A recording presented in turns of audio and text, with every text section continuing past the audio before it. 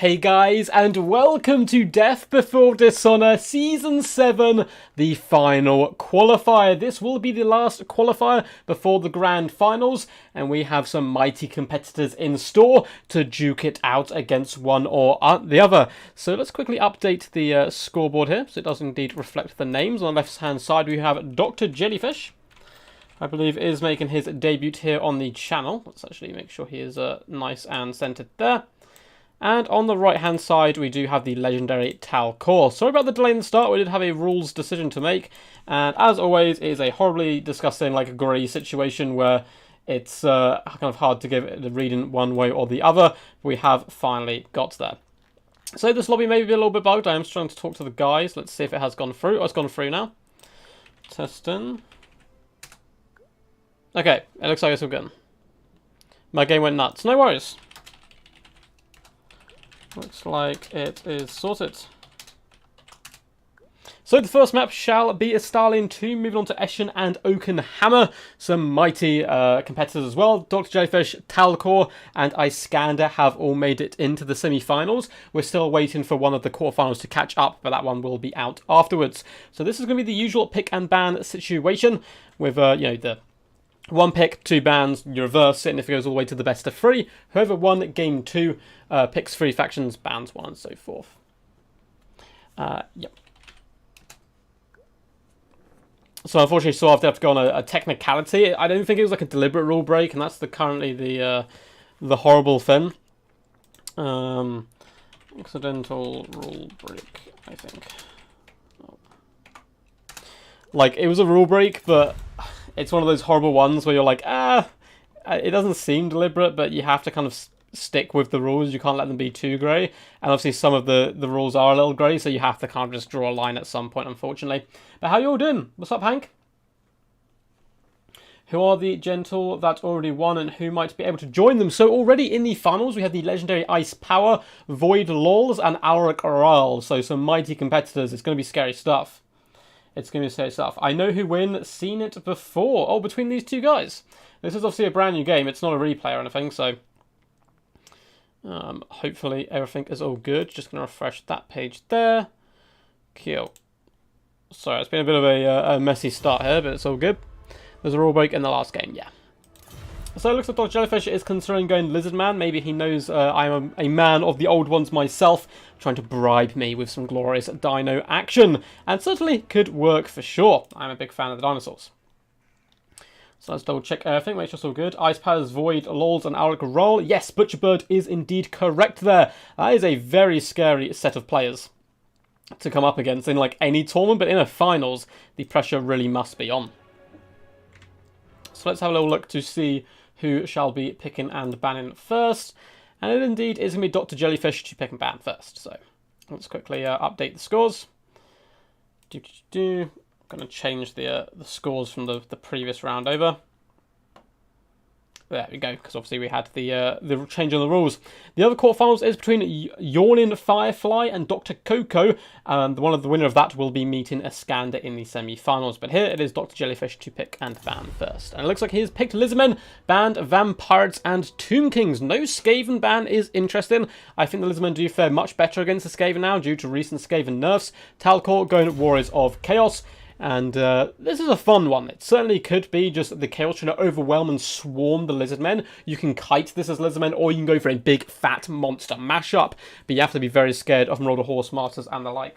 I'm just going to grab my phone, guys. I'll be 2 seconds so I can actually see you guys' beautiful faces in the stream chat rather than kind of hopping out the game constantly.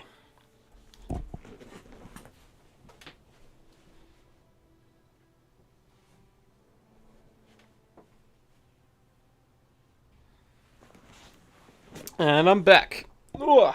Have you guys been catching all the Rome Total War remastered action as well? I was enjoying Dwarfs stream earlier today. It looks fun. I don't know how much I'll play it and how much I won't play it and all that kind of stuff.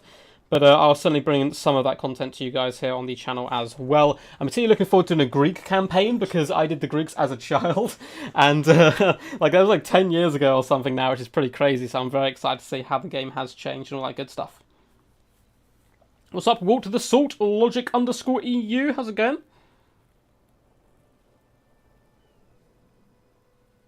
Expected some Chaos Halberd action today. Screams a blueberry fruit shake. Man, I would love some Chaos Halberd action, particularly the Chosen. Chosen are such good fun. They're literally the epitome of chaos, of this rock and roll, disgustingly hardcore, bad to the bones characters. You don't get to see terribly often because elite infantry can fare slightly poorly in Total War Warhammer, and at the same time it can win you a game though completely, and I suppose that's the risk of it, which is something I like to a point. I certainly don't think they're as bad as usual. Saw you in Dwarfs live stream. Yeah, he was in a oh god, which was the faction he was playing? Numidians, there we go. He's in a Numidian campaign, which is going to be a tough one for sure. Looks like Mr. Talcor of Clan VM is ready to rumble.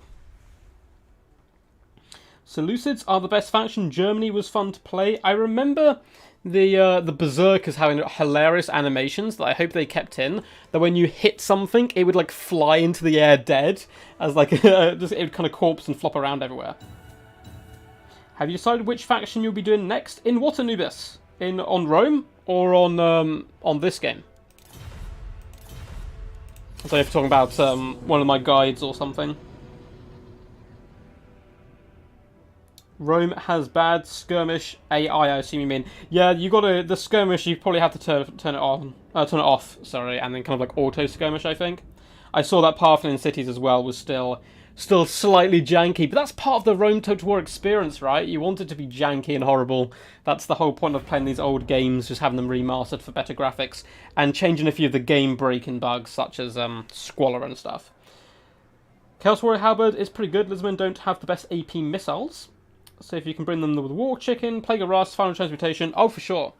Anubis, my next faction guide was going to be Wood Elves. So it's probably going to be them. I think I know Norscar a bit better than Wood Elves, but I feel like Wood Elves are going to be a bit more fun to do. Wait, let's have a little look at the builds, and I'm saying this out of the gate. This build is beautiful. I know I am slightly biased as a Lizardman main, but we have Temple Guard for a front line. Nothing quite so hardcore as a bunch of really angry gigantic swords swinging halberds around.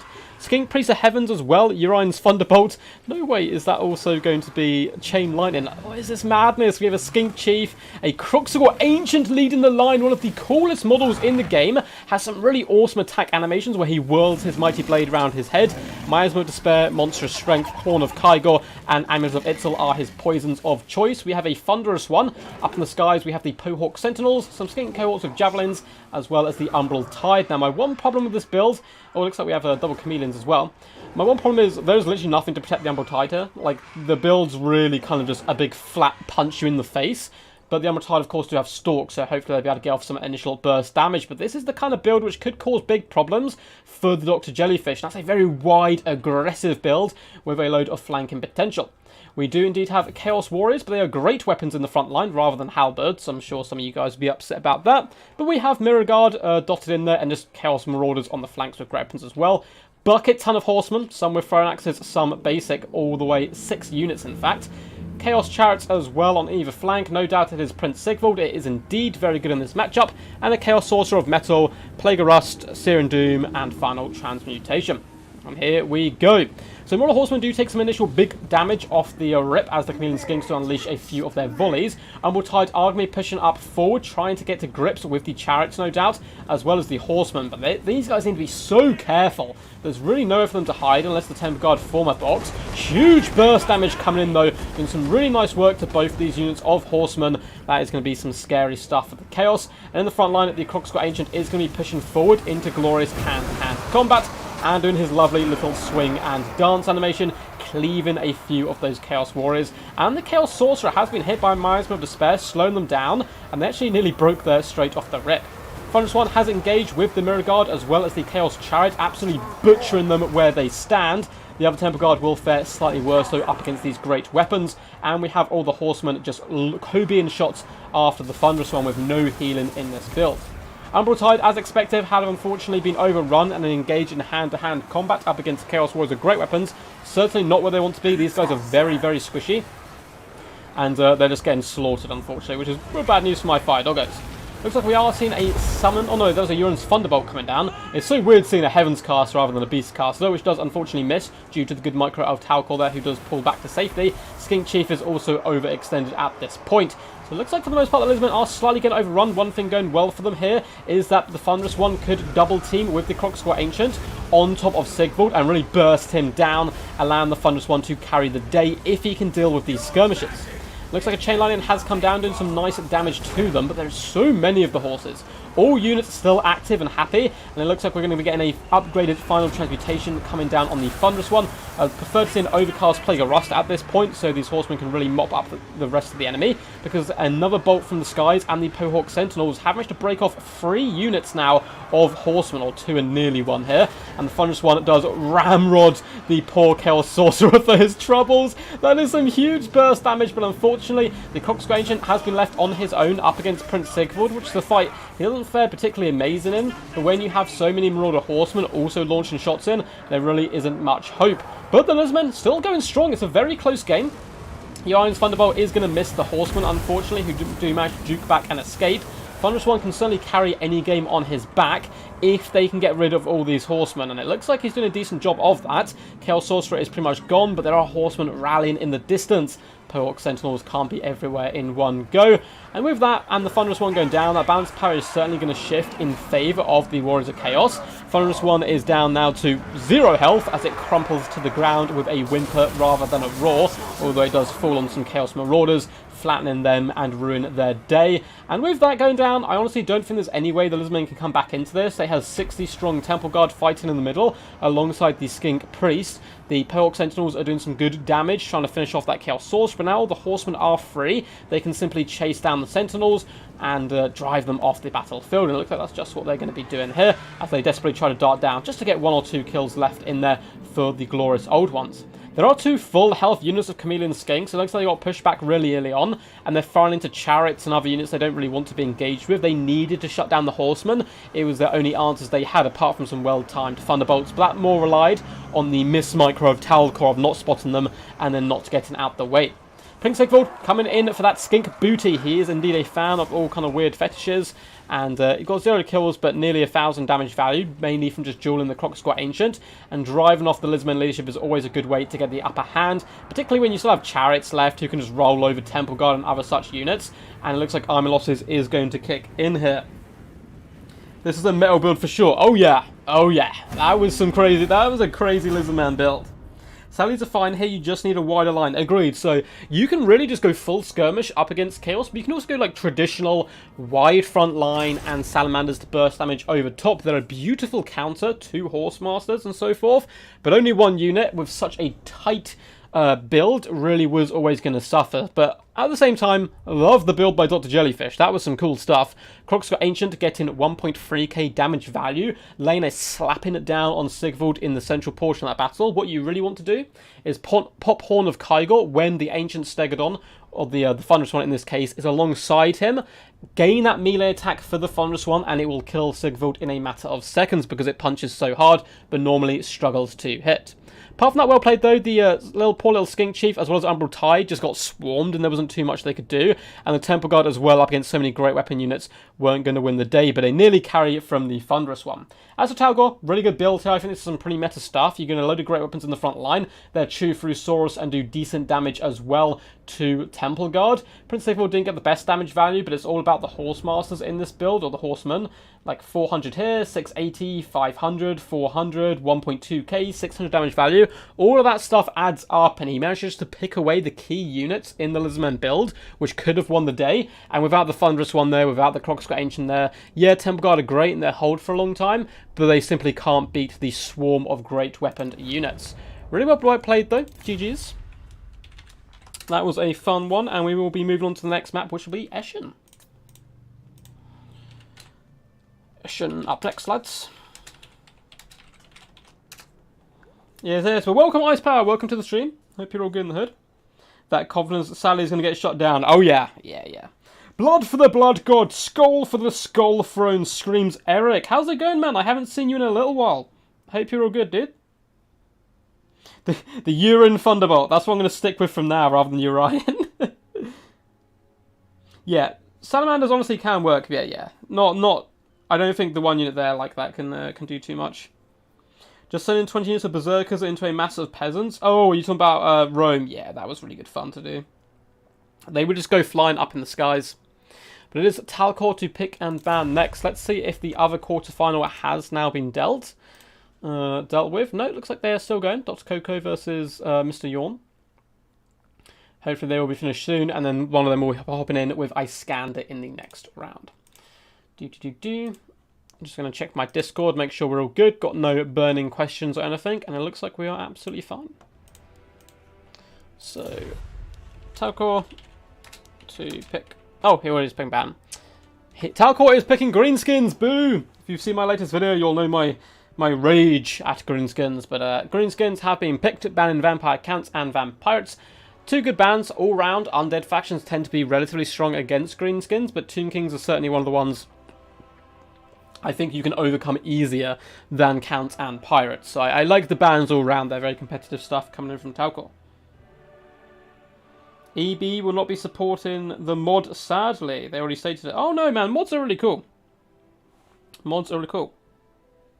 Robert, have you fought a video of Lizmen against some of their hard counters? Yeah, I definitely have before. I had a video not too long ago about how you can play against Vampirates if you don't want to go the traditional way of going very wide, Sora Scar Veterans and Cold Ones and that type of stuff. There's a really fun, I suppose, one-trick pony-style build you can bring against them involving the Dread Saurian, which I've actually had quite a lot of success with because people really don't see it coming, don't prepare for it, and you overwhelm them with giant monsters and stuff, and it is really fun. So yeah, if you just look back from my videos, you'll certainly be able to find that, and I've got quite a few Lizmen games up on the channel in general. What's up? Revert to tradition. Let's see, you've come back to preach the Rome way. I generally believe that Rome Remastered will be better than Warhammer 3, especially when legendary mods as Europa Barbarum and Rome Surrectum will be important to the game. I'm sure it's going to be fun. Rome Remastered. I am looking forward to it. I will say that. But the multiplayer, unfortunately, I don't think is going to come anywhere close to Total War in general, simply because of like how far the games have developed since then, how far games in general have developed, and just, you know, the versatility, the layers to my player in Total War Warhammer is so much bigger than the medieval ones, which isn't the medieval's fault, isn't CA's fault, because there's just so much more lore you can pull from, some more crazy units you can insert to the game, such as magic, flying units, monsters. It's always going to be that little bit fresher and bring a bit more replayability. But campaign-wise, I'm very excited for Rome. Oh yeah, I'm going to be doing some videos for you guys here on the channel. I'm going to get my teeth sunk into it. Definitely going to be doing a Greek campaign. I don't know if I'll do that on the channel. I might try and see, you know, who's done what, and then try and pick maybe a more kind of faction people haven't done so much, like Cypher or something. But yes. Who are you and what have you done with ice power? Where is he? Greenskin mirror is the best choice here, honestly, yeah. People cry when I talk about Greenskins, so I gotta stop. Yeah, no worries, guys. I also really dislike Greenskins at the moment, so I didn't dislike them that much, and then I got like really tired in the Warhammer World Championships. I think every best of 3 I played, I must have played against. I don't play Greenskins as well. There was Greenskins in every single game. I wasn't blaming the players who took them against me. I just got really drained of it. And now when I see Greenskins, I'm just like, I don't want to. I don't know. I lose like any urge to face them in battle, which is, you know, I'll get over that and kind of come back stronger eventually and be like, oh, I want to face the Greenskins because I want to take them down and find interesting and innovative ways of beating them. But at the moment, I'm just like, oh, when I see them. With Gobbo units and Trolls won't get hurt much. Yeah, Gobbo units and Trolls are really good up against Tomb Kings as well. Do Temp Guard beat Stone Trolls? They do fine, but it's the support you get with them. Dodge Jellyfish has been a man of the people, and it looks like he's coming with the Rapant's Bretonnian sub-faction, and all round, Bretonnia are relatively decent in this matchup. It is certainly possible you can run over a lot of their units with the just Thunderous Cav, and it should be good fun. I think it's a relatively even matchup, and it could have certainly gone far worse because Greenskins are so good against so many factions at the moment.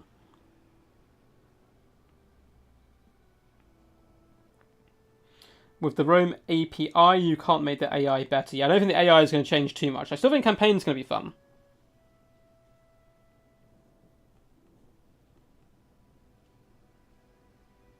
No, like, Greenskins are, like... They're not as overpowered as, like... I remember when, like, some people, like, freaking out and they're like, you can't physically lose if you bring Greenskins. But they are definitely, like, the most powerful faction in the game. Yeah, I certainly agree with you, Ice. And I'd like to see them get some nerfs. I'm very surprised they didn't in the latest patch.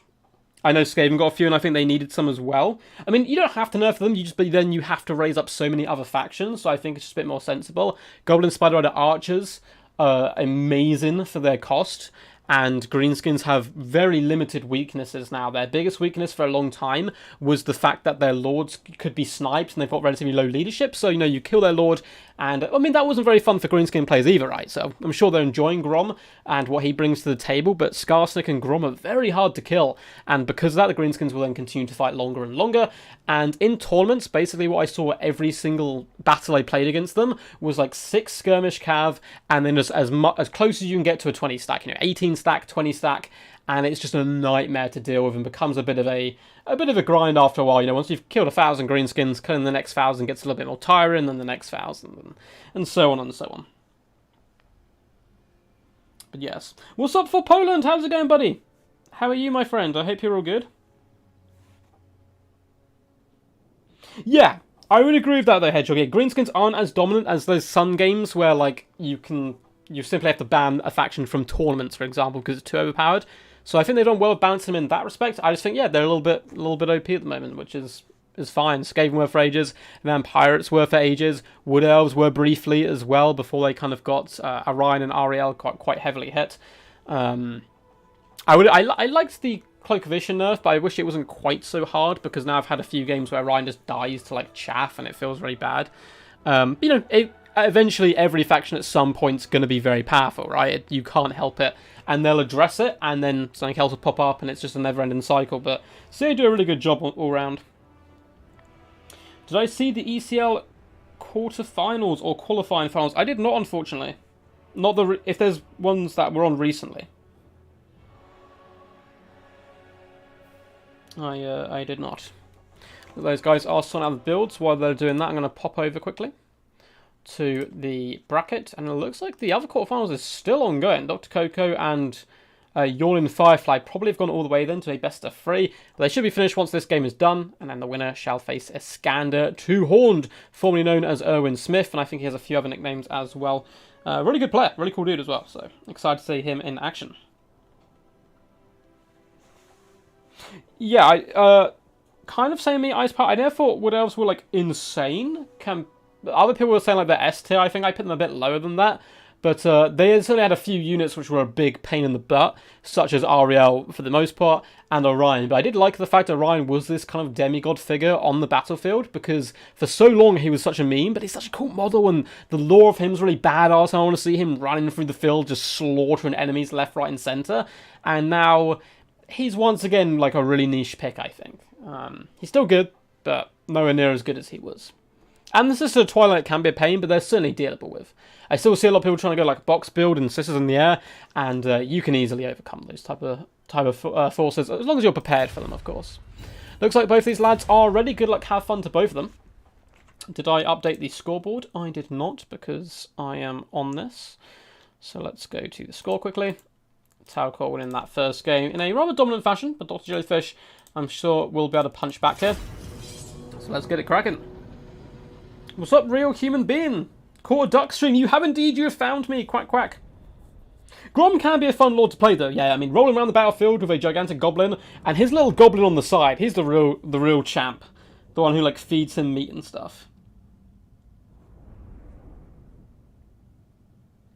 Oh, the one between you and Showtime. No, I've actually played Showtime recently in some tournaments, though. Very good player.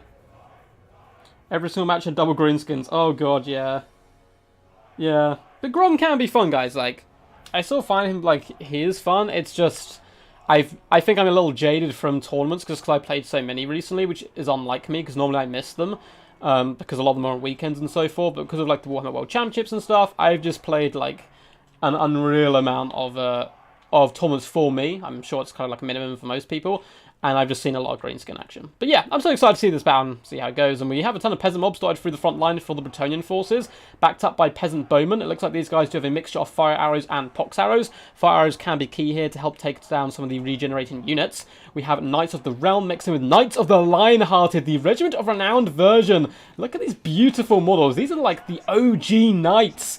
These guys are certainly bringing back some medieval vibes for sure. We also have more Knights of the Realm into the distance, and some Royal Hippogriff Knights up in the skies. Dr. Jellyfish really trying to become the people's champion today with some wild unit selections. I'm a big fan of that he has brought these guys into action. Up in the skies, we have Henri le Massif up in the skies, as well as a paladin down on the ground, a prophetess of life. So no Rapunz, unfortunately, but her ultimate boyfriend is here. Or wannabe boyfriend, I suppose. The ultimate simp, we should say. Assault of Stone, Regrowth, Earthblood, as well as Awaken in the Woods will be the weapons of choice for Bretonnia. Now for the forces of the Greenskins, it is going to be the double Spider Gambit. Very popular Gambit all round. We have the Arachnoid Queen, the Regiment of Renown version, and the Goblin Great Shaman, who's so cool. Or, like, imagine being a little goblin, you have the power to control such a mighty beast. Don't even try it. Crown of Command, Arcane Conduit, Itchy Nuisance, Vindictive Glare, Sneaky Stabbins, all that good stuff. Main battle line will be a mixture of Orc Boys and Savage Orcs and Savage Orc Biggins, including 8-peak loons dotted all the way along, and then a bit of a Dakar line of Orc Arrow Boys, the Rusty Arrows, and more Orc Arrow Boys as well, and a Goblin Big Boss. So pretty, meta stuff, good build all round by Talcott. The Prophetess of Life does take a big old fat shot to the face. She's going to have to fall back, maybe drop a cheeky Earthblood on herself, as a Greenskin's pretty good at sniping out enemy characters with something like Vindictive Glare.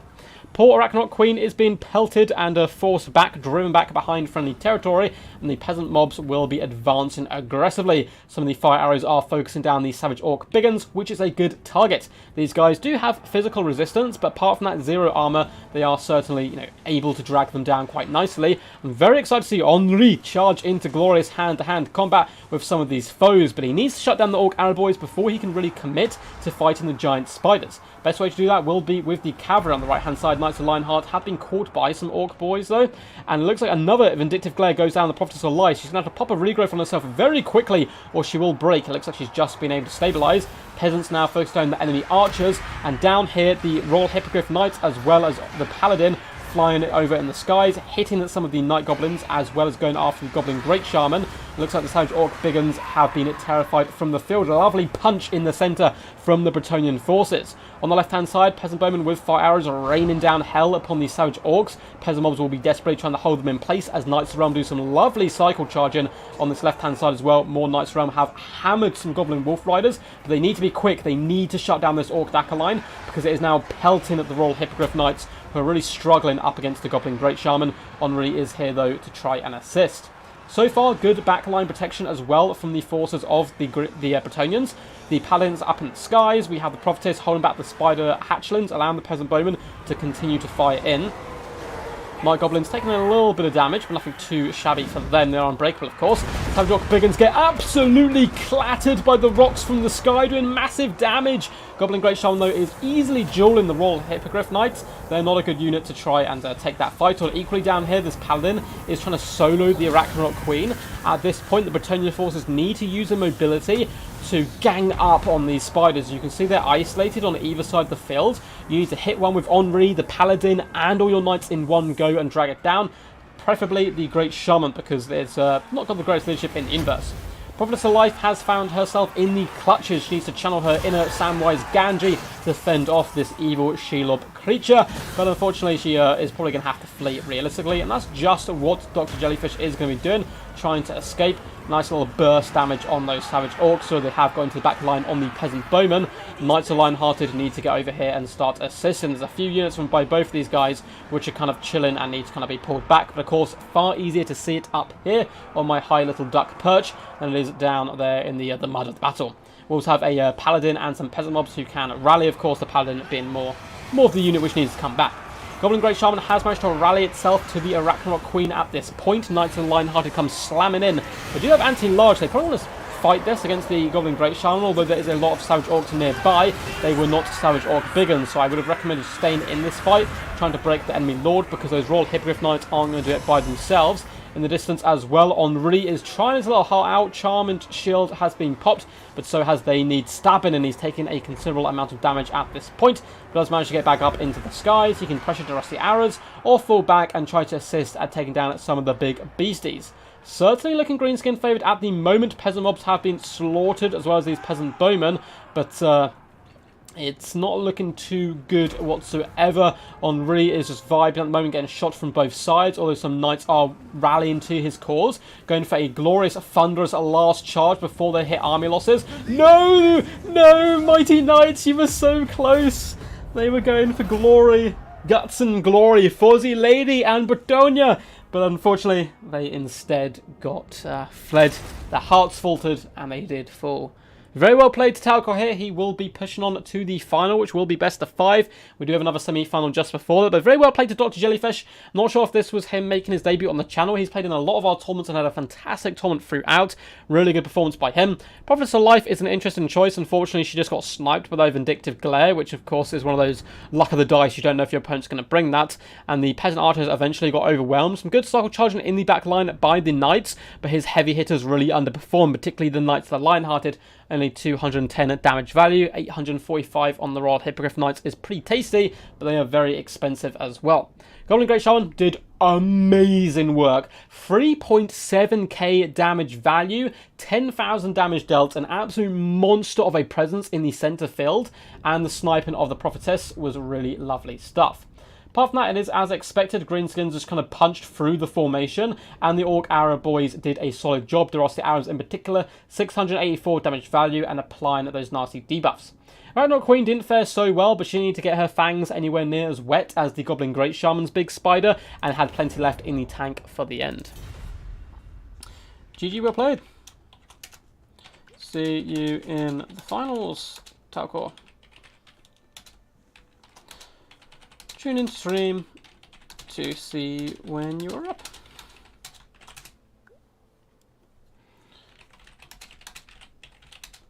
And thanks for playing Jellyfish, man. He had a good day. Honestly, good performances as well. Talcor is no joke. He's a very scary player and can certainly overwhelm the best of us. What's up, Leo? How's it going, bud? Hope you're all good in the herd.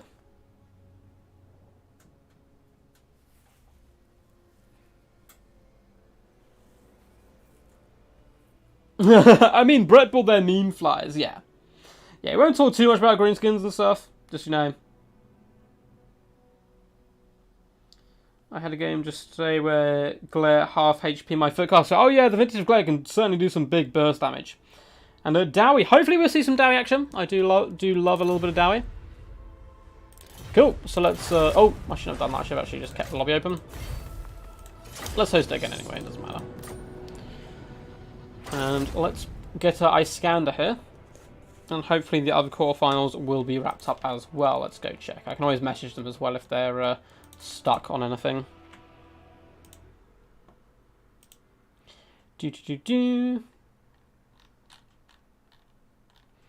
Let's have a little look. And it is Yawning Firefly did indeed win his quarterfinals up against Dr. Coco. So it's going to be Iskander versus Yawning Firefly. So I'll drop them a message. Iskander. And Firefly, which is an awesome name. Lobby is up. Password 123. And it shall be Iskander to pick and ban first. So let's quickly change. Actually, I'll change the bracket when the guys hop in so we know who's going to be on what side. Great to be here, really excited for these games. Awesome, man. Well, you've only missed the first semi-final. We still have another semi-final to go, and then the finals. So that's a best of 3 and a best of 5. Plenty left to bring to the table. Like, besides the Difficult Glare, none of the stuff people usually take about facing Greenskins was in the army. Yeah, I mean, Double Spiders is pretty good here. Double Spiders up against Bretonian is relatively common. You can also bring it up against Lizardmen, which can work rather well. But then if your Lizardman opponent has gone triple dinosaurs, as I often do like to do, you're in big trouble because a Carnosaur, Mazdamundi, for example, and an Ancient Stegodon will overwhelm the Double Spiders. But Double Spiders can be pretty nasty and good all round. Yes, yes.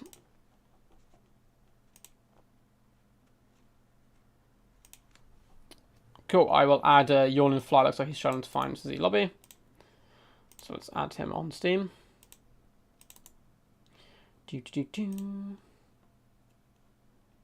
Add a friend. There we go. Cool. Oh, I'm already friends, apparently. Harrier Debus is his name? Let's have a look. Let's have a look if I have these guys here. So we're looking for Iskander. I'm pretty sure I'm friends with on here. Where are you? We have a lot of the other guys on here. Oh, Harry Debus is there.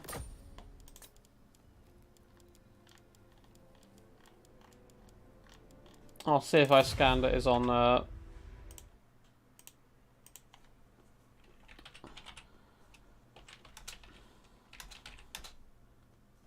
That's not okay. Oh! Damn, I just invited some random geezer. Okay. Oops. Sorry, bud. Wait, who's this? Is this Iskander? Oh, it is. Oh, perfect. Perfect. Awesome. I was wondering who this was. I was like, I'm friends with them, but I don't know who they are. So let's quickly add in Firefly as well. Perfect. That was a little odd. So let's get him in. There he is. And looks like Yawning Firefly is a member of RTK. I haven't heard of him before. I haven't seen him perform on the channel before. Oh. Yeah, cool. I'll sort that afterwards. I got some messages about the rule break from before as well, but we'll get to that in a little bit. So, friend invite sent. Sorry about this, guys. Got to do a little bit of admin as is usual with these type of things. Oh, it looks like he's in. Hey, guys. Awesome. So, maps shall be River Amaxon, Karak, Asgul, and Samsung.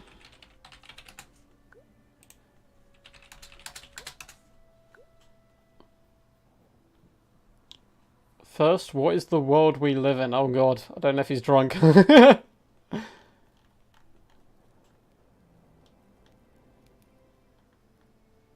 I'll let them sort out their thing. And we'll update the scoreboard quickly. So that game was 1-2-0. The first semi-final by the mighty Talcor, overtaking the Dr. Jellyfish himself. But now he shall replaced by, we'll do Firefly for now. Just to shorten his name a little bit.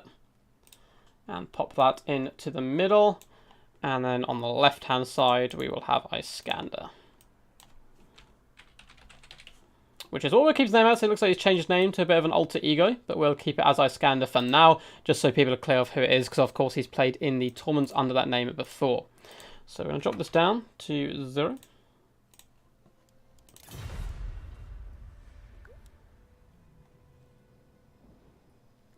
Go for it. For some reason, I feel like... I'm just going to read what he says to you guys. For some reason, I feel like the world we live in somehow bound with what I am doing now. Like Total Warhammer and this world are connected somehow. Never mind. Let's do some Disco Inferno. A question for Sotak, perhaps. Indeed, indeed. So, it looks like he is going to be picking Bretonia, banning Dwarfs and Vampire Coast. And we're going to get a rematch. He says, I'm sorry, the viewers. No worries. It pains me too. No worries.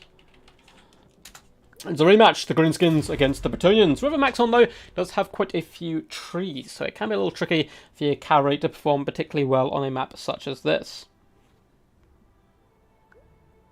Thank you, Bellicor, thank you. I didn't notice it. I should have looked at chat and see what you guys had said.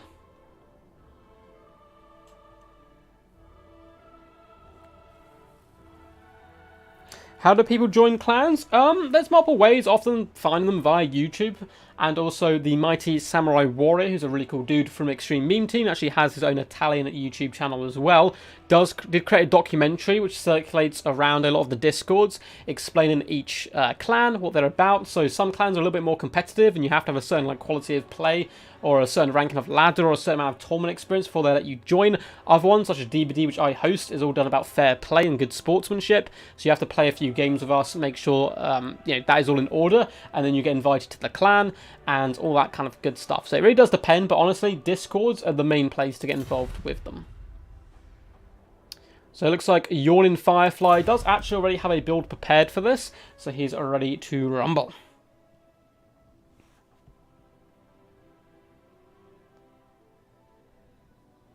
Bellacore, no, I'm random noob.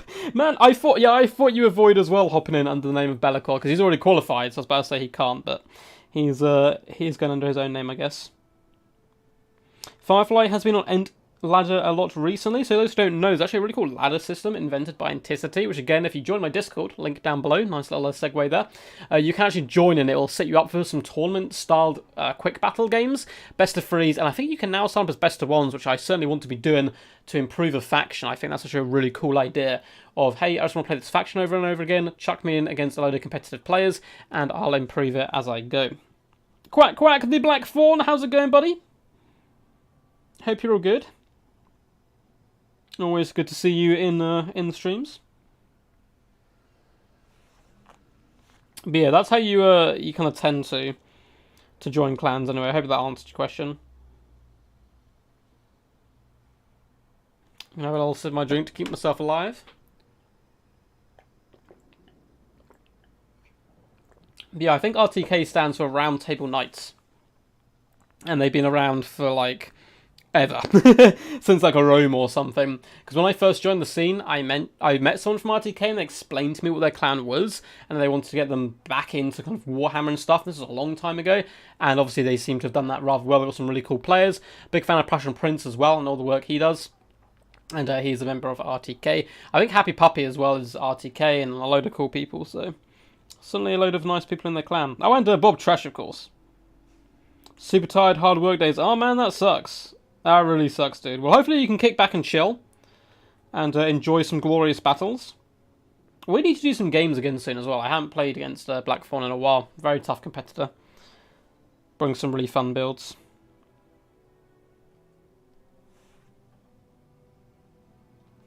The best of 0 tournament. First to log in wins the bracket. Oh, hell yeah.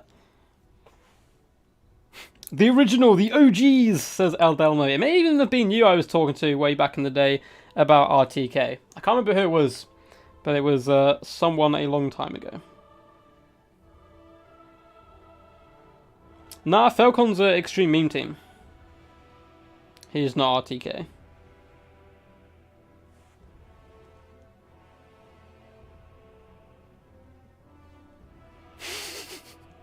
Hank says, I once entered a call in Discord, thought I left but failed, then talked about 3 hours, talked for 3 hours about Warhammer and anime, and now I'm in Clan PE. Love it, as the best way to get in, just a mutual agreement over stuff. Have nice battles, he says. Good luck, have fun. We'll pop in as soon as Mr. Yawning Firefly does get running. Looks like he's good to go. I think in a couple of weeks I should be more relaxed. Hopefully, man. I know it's a busy time for a lot of people. A true success story, says Neckbit. Yeah, I got a friend at the moment who's like, it's like his busiest week of the year was last year, and just based on what his job is, and he basically just didn't sleep and just worked for like 7 days straight. It's insane. I mean, they make up for it by, I guess, getting like longer holidays later in the year, but it sounds like absolute madness. And here we are, River Max on the glorious Lizardman map with their fantastic architecture as well. I always wonder what's inside these temples. Then again, so Luther Harkin and his mind got shattered into a load of different fragments, so maybe it's best to leave the Lizardmen in their slumber. So here we go, once again, the rematch! Bretonia versus the Greenskins forces. Though this time it is going to be the mighty Iskander in the form of the Bretonnians. We have 1, 2, 3, oh no, double Knights of the Realm and a unit of Questing Knights. Questing Knights are some of the best cavalry in the game. Not only do they look absolutely fantastic with their different moustaches all along the line, arguably some of the best cavalry in the game, particularly the Regiment of Renown version. It looks like, yeah, so we have Knights of the Realm, and double Questing Knights. Really cool stuff. 4 units of Peasant Bowmen, some with pox arrows and some regular ones, it would seem. Frontline of Peasant Mobs, here just to absorb some damage and die in the name of the lady. For the Leadership Corps, we do have a Damsel of Life on foot, coming in with... No way! No way! Is he doing it? He's bringing the Dwellers Below! I've seen people actually start to bring this spell recently. We're going to have to try to catch it. It's very expensive, 17 Winds of Magic. But Earthblood and the Dwellers Below are going to be the weapons of choice for the Damsel. We have Gotrek on foot, and up in the skies we have King Leon Leoncoeur trying to perform better than where that prophetess did herself. Very fun build. For the force of the Greenskins, oh hell yeah! This is a cool Greenskins build. Yawning Firefly coming in out of the gate hardcore. Savage Orc Biggins dotted along the line. No messing about. We're here with the lads, the boys, ready to smash it in the face. Then a ton of Orc Boarboy Biggins. What is this madness? Pictonia. Hell yeah. These guys look so pumped. This is the type of Greenskin build I love to see. These guys do have anti-large as well and armor piercing, but not the best melee stats.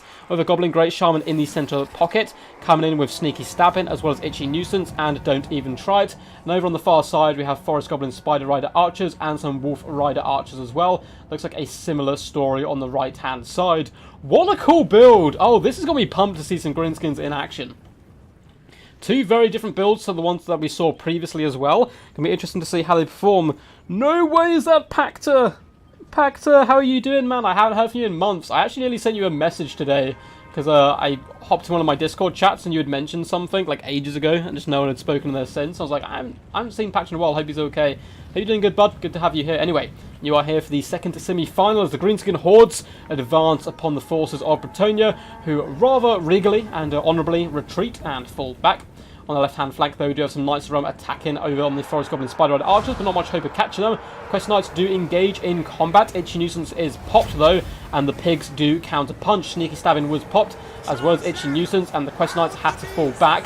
And oh no, the king may be trapped here. He's surrounded and bogged in by the piggies, and now comes the Goblin Great Shaman to really start nuking him. Itchy Nuisance is going to be a big pain. Sword of Crone is popped though, and he has no real choice here but to turn and fight. Savage Orc Biggins are going to get in there with their axes, and this is the best route to escape. It looks like he may just be able to push through. We are getting an Overcast Earthblood to try and get the king out of trouble. Don't Even Try It has been popped on him, but he shall escape. Really, really pivotal moment. The king had to get out of there, or basically all is lost. Across the board, of course, Savage Orc Biggins are butchering peasant mobs, getting into that back line. Knights of Realm decide to fall back, but the Orc Boarboy Biggins are getting involved in the main fight. And Knights of Realm doing a downhill counter charge. Lances lowered, slaughtering and pinning at those Greenskins to the ground. The Orc Boarboys just decide to ignore them for the most part. Big Fat Dwellers Below does come down, catching a ton of Savage Orc Biggins and Orc Boarboy Biggins doing some lovely damage. Sneaky Stabbing has been popped though on their second unit. In lumbers the Goblin Great Shaman to surround the king and do once again do some good damage. King can escape and be healed up however. In the back line, Goblin Wolf Rider Archers, as well as the Forest Goblin Spider Riders, have now shut down the range core of the Bretonnian forces, which is big news because now the Savage Orc Biggins are going to be unchecked as they wander in and surround the Knights of Realm, drag them from their horses, bring them down to their level, and pound their heads into the mud. Gotrek is here fighting alongside the king. Now this is a really good situation for Bretonnia if the king can withstand the strikes of the Goblin Great Shaman. This pocket of Greenskin forces is slightly isolated and Gotrek will do massive damage to such a unit. And the king's getting a little bit low here, but Knights of Realm do hammer home from both sides. Quest Knights and Knights of Realm, even the peasant mobs are coming over to engage, and this could be a big misplay by the Greenskins, leaving the Goblin Great Shaman isolated, because apart from that, the Greenskins are running riot. We have piggies chasing off peasant bowmen in the distance, some are rallying, but that Damsel of Life is being slaughtered in her shoes. The Savage Orc Biggins just, dragging her down. She's not going to be having a fun time, to say the least. Orc Ball Boy Biggins and Savage Orcs are stacked on top of each other, slowly whittling down at the Knights of the Realm. Goblin Spider Rider Archers doing a decent job in the back line, but the mighty Shaman does fall. Breaking from the field, Gotrek quite happy. King Leon Kerr is, of course, going to be healing up the entire time now. Savage Orc Biggins have decided to come out here to try and engage and save the situation, but it's going to be really tough to rescue that Shaman. We do have some Forest Goblin Spider Rider Archers, though, peppering in, doing consistent and damage, which will add up over time, trying to focus down the Knights.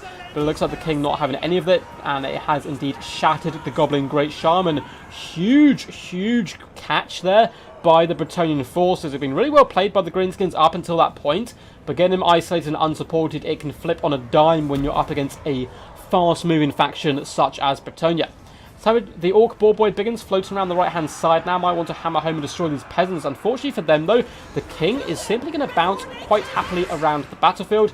Not only have the Greenskins lost their leader, they've lost their magic, and that is huge here. Nothing is left to pin in King Leon Kerr, and with the Sword of Crone going down, all these units are being terrified off the field. Knights of the Realm doing some glorious side charges as well. Although it looks like Gotrek has been kind of a little bit caught out himself. He does love to be surrounded by enemies, but this may be a little bit much for him. Savage Orc Biggins just pounding his face over and over again, a desperate attempt to drag down the beast.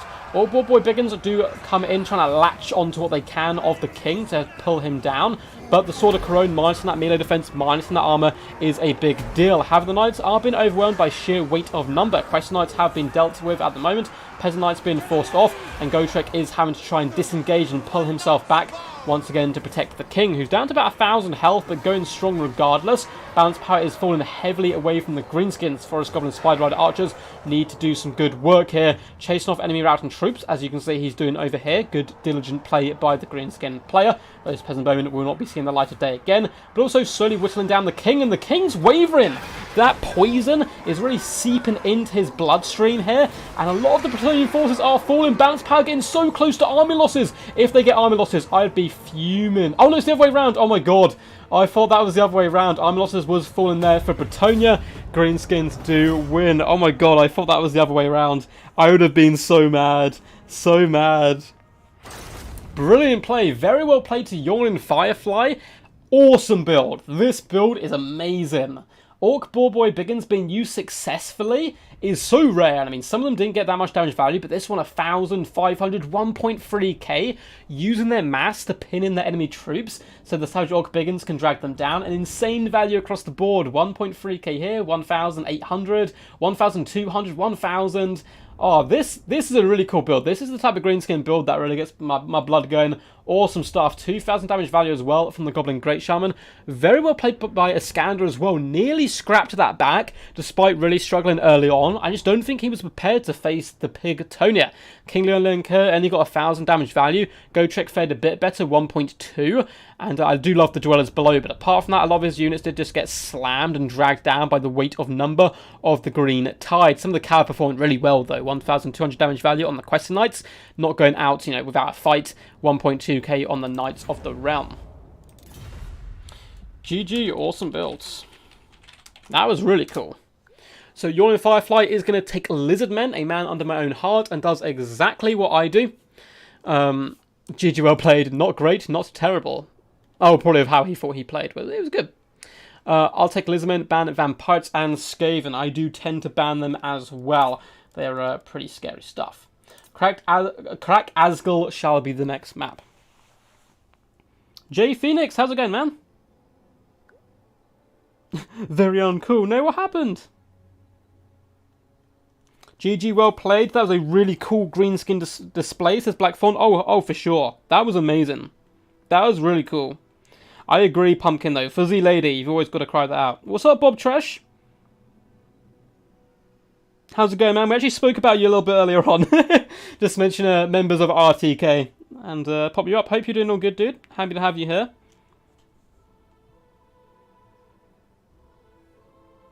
Yeah, Borkav stats aren't great, But obviously with something like the War or lowering your opponent's stats or sneaky stabbing on them, it really does help them. But yeah, I agree, they definitely need that support either via a debuff or by a buff. But I think what he wanted to use them for there was to pin in enemy cav, large creatures like the king and so forth, and then you allow these Savage Orc Biggins to really do the work. It looks like Iskander is going to be going Tomb Kings. Rather excited to see how the Yawning Firefly takes this fight on, because I played this matchup quite a lot recently, and I'll be interested to see what he does different from me. Personally, I like a big old fat Mazdamundi on Zlak or Krokgar on top of his mighty Carnosaur, the beautiful Grimlock, because Hand of the Gods can pretty much 3/4 shot any of their lords if they're on horseback or foot, as well as a Casket of Souls. And get a Carnosaur in there and the regiment around Stegodon, and you just push. You push so hard to shut down the Ushopti, and if you kill the Ushopti, you've won the game, because all the infantry shall fall. At least if you're going up against a real meta Tomb King build, which tends to be 2 to 3 units of Ushopti, Casket of Souls, a load of cheap infantry, and one of the Caster Lords, either Cetra or Archon, on horseback. That's what you tend to see, but we'll have to wait and see what these guys do. Yawning Firefly looks like he has a build ready for this. Cool to see Lun for change. Oh, for sure, for sure. I mean, King Leon Leonicur is very powerful. It's just the Fae kind of overshadows him a little bit at the moment.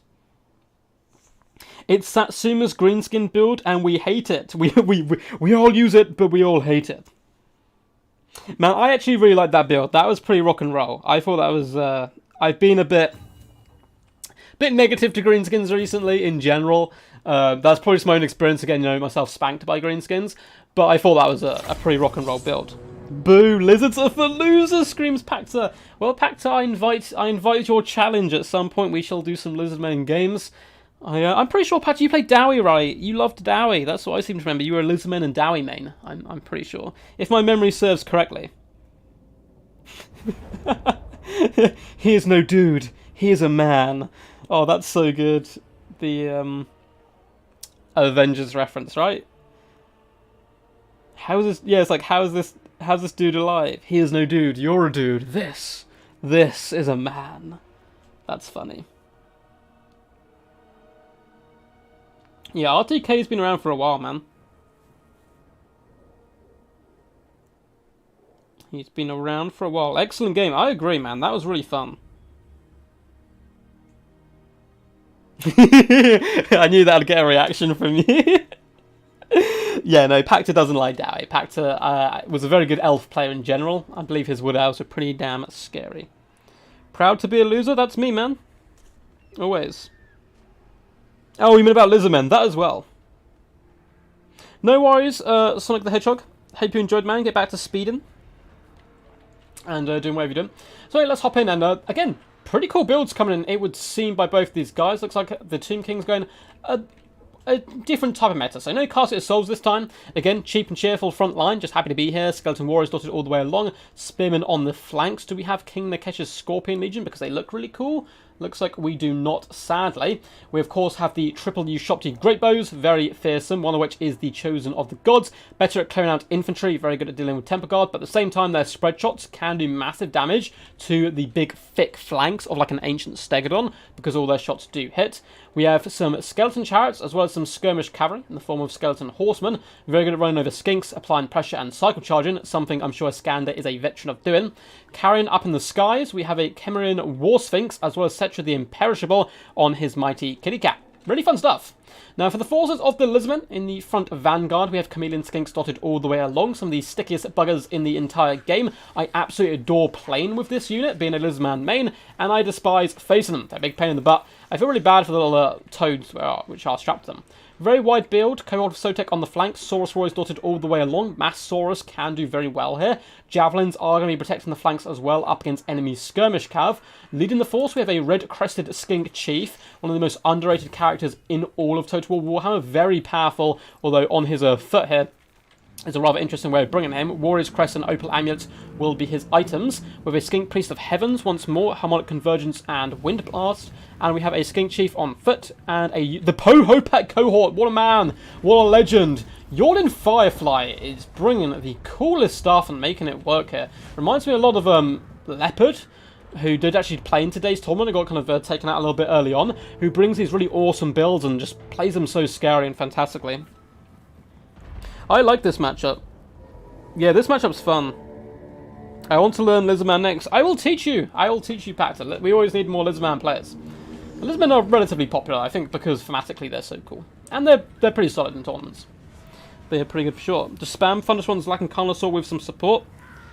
Yeah, that honestly, it's so good. It's such like a good set build, although I've got a bit tired of using it, I must admit.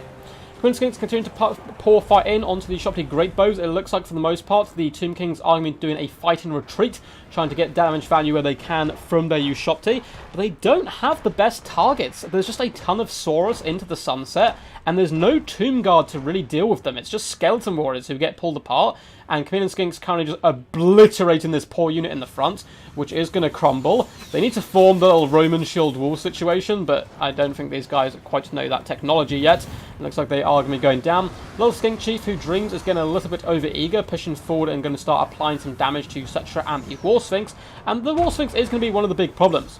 Overcast, Wind Blast does some massive damage to Skeleton Warriors, but there's not that much anti-large in the entirety of this build. Yes, the Hopak cohort can surround one of these bad boys, do some really nice anti-large damage, but naturally they're the focus of attention as far as it comes from the Ushopti, so it is going to be the old-fashioned way of grinding down the big beasties with the might of the Saurus Warriors, who do leap, render, and tear apart the Skeleton Warriors with deadly efficiency.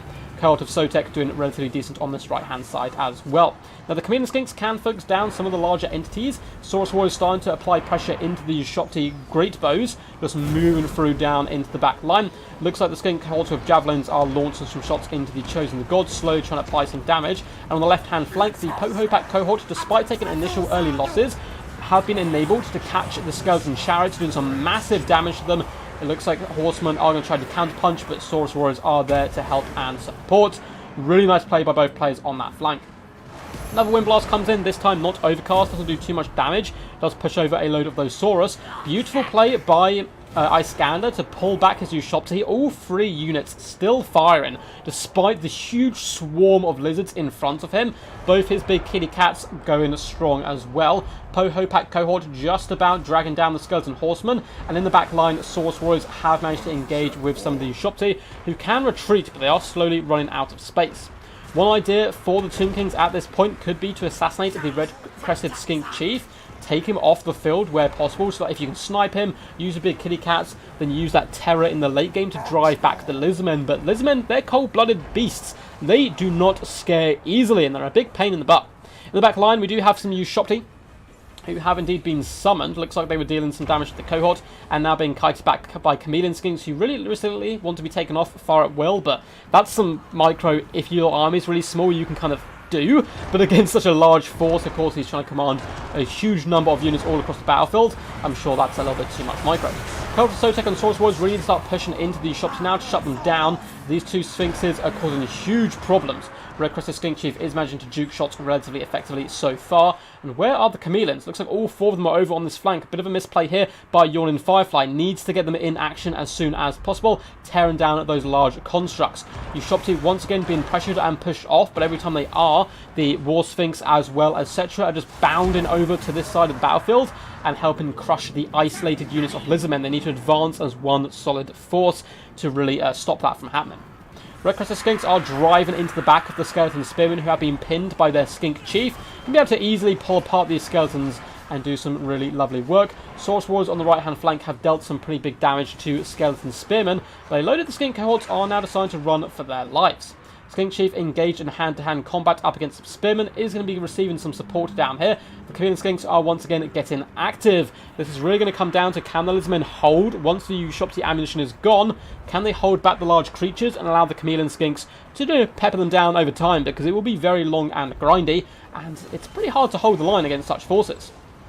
As you can see, once again, on the right-hand side, Saurus Warriors have overextended, pushing isolated on their own. Cycle charging from Horsemen and Kitty Cats is doing a real big number on them. Cohort of Sotek, however, are very, very sticky. They've managed to get onto the back of these Ushopti. They're damaging them. Their leadership is broken at this point, so they will be crumbling down. And these guys, of course, are unbreakable, distracting a lot of units and taking up a lot of time. Darts and javelins are now being unleashed upon the mighty war beasts of the Tomb King's force. Should hopefully be able to drag them down. And it looks like the Lizardmen forces have now formed a unified front in which they can push and engage the Lizardmen forces there.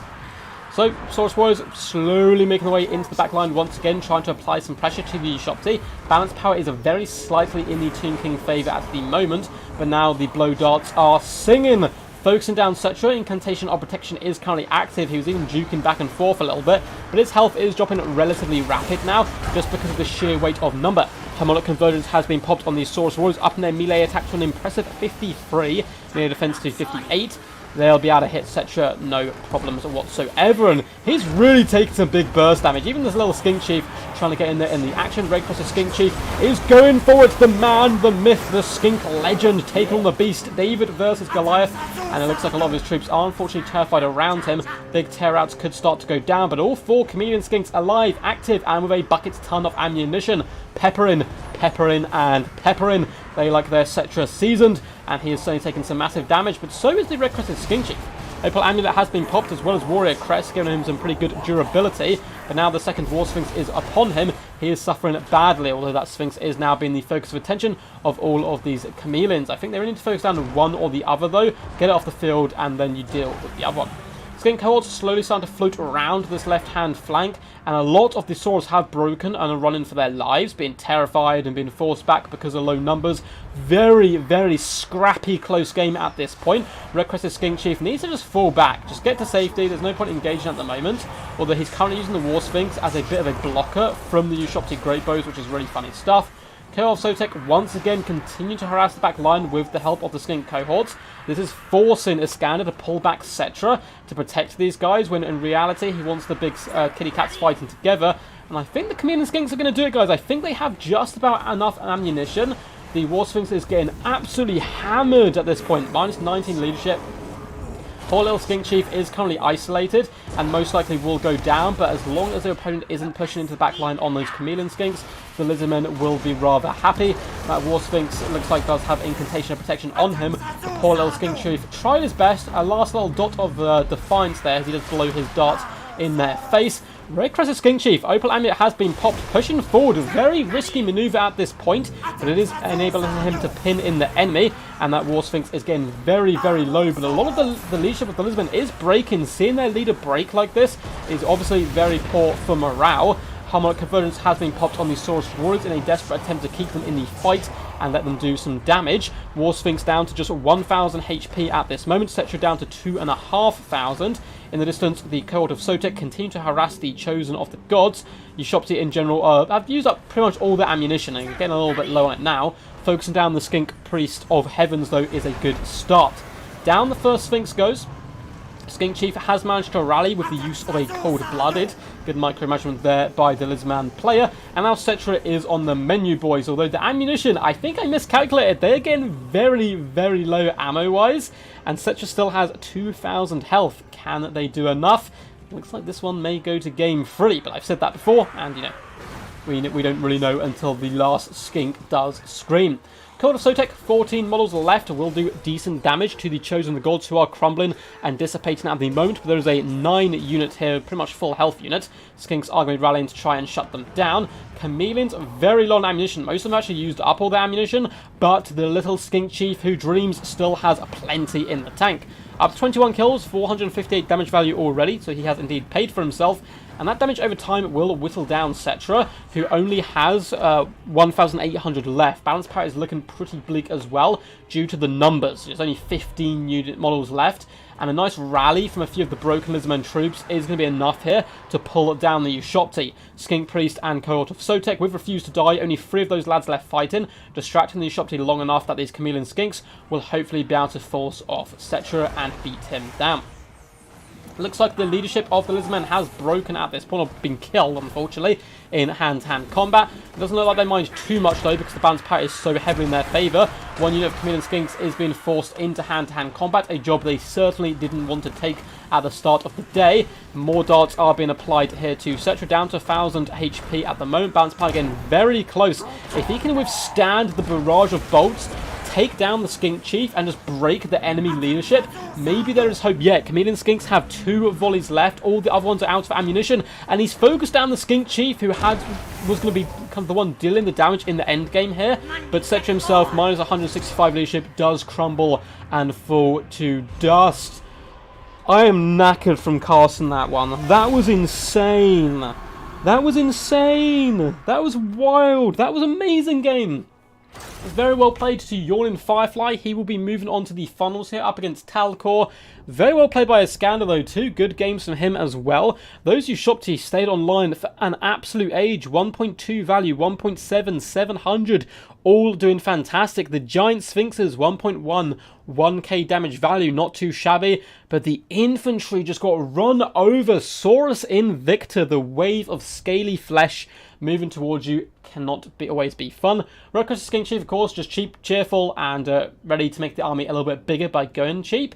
Skink Priest, a good Skink Chief as well, just rallying the troops. Cohort of Sotek, amazing play by them, pushing them through. They're so sticky because their unbreakability. They're a little bit slimy, they can weave between your lines. Hunting down the shop to getting 1.7k damage value is pretty ridiculous. And all across the board, the Saurus may not get the most value, but again, pretty decent kills. Chameleon Skinks, 1,000 value, 850, 950, 950. Really glorious stuff. A big fan of Yawning Firefly's build.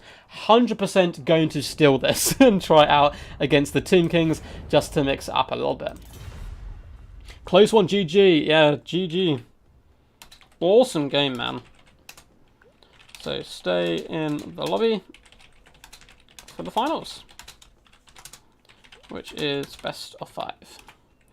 So, the Mighty Talcor, if you are watching, feel free to hop in. I will sort out the maps quickly. First one shall be Storm Demon. There we go. Talcor has just popped online, which is good to see. I won't send him an invite yet. We're getting sorted. We'll sort ourselves out, then I'll come chill with you guys. So I did forget to update the scores because I am a professional, but that was 2-0 there to the Mighty Firefly. Making his debut as well on the channel and performing amazing with some really fun builds. But, I mean, Talcor is certainly no joke. I've come against Talcor before multiple times in tournaments with very mixed results. Sometimes he has just run me over, and sometimes I've desperately managed to claw myself the victory. And he's a scary opponent, so I'm excited to see what he does bring to the table. This is a best of 5 as well, guys. If you haven't seen one of my tournaments before, semi-finals are best of 3, finals best of 5. Should be some good stuff to come. Oh, Ice Power will certainly teach you the way of the double Manticore. I mean, Ice Power can play Dark Elves in a variety of ways, but yeah, that double Manticore, Marathi in the sky, is just scary. Yeah, Skink Chiefs can fire all day. Something I quite like doing is bringing a Skink Chief on a Pterodon, which is really old school meta almost, against units like Beastmen, and you just pop their Shamans all day. It's such good fun. Obviously not good for them. Man, we need some Elves in here. We need some Elves for sure. Yeah, Paxer, you literally summed it up there. Like, those darts are adding up, but will it be enough? Helmet Convergence, I mean, it made them hit a lot more, and it made them a little bit more tanky. He didn't really have anything else to put Helmet Convergence on, so I don't hate it. But, yeah, I mean, it depends what you're trying to do with them, of course. Yeah, like, if you pepper something, it's like, how best to describe it? So if there's, like, a big beastie, like a big mammoth, peppering it with shots would mean you're like loads of small projectiles are hitting it basically. So if you're like a load of slings hitting a war mammoth, you're peppering the mammoth. Is the best way of putting it, I think.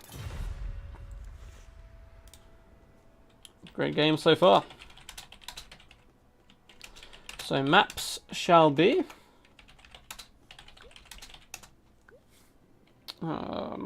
Storm Demon, Gorgazan,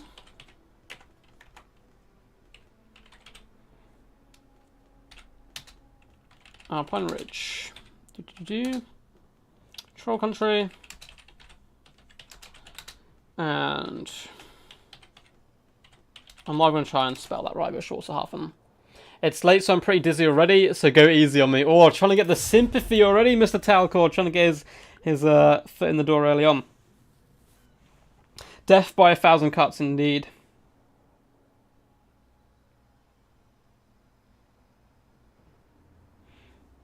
Yeah, I think it's actually pretty good in stores, but I mean, I think he was talking about this particular situation where they were going up against the large kitty cats.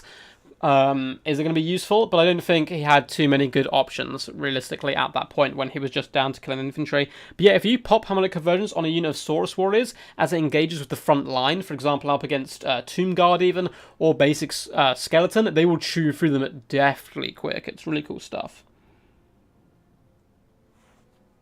Fabian Jason, how's it going, bud? Hope you're all good. He says the constant poison makes it such a pain to run and kite from as well. Oh yeah, skink chiefs and chameleon skinks are real pains in the butt sometimes.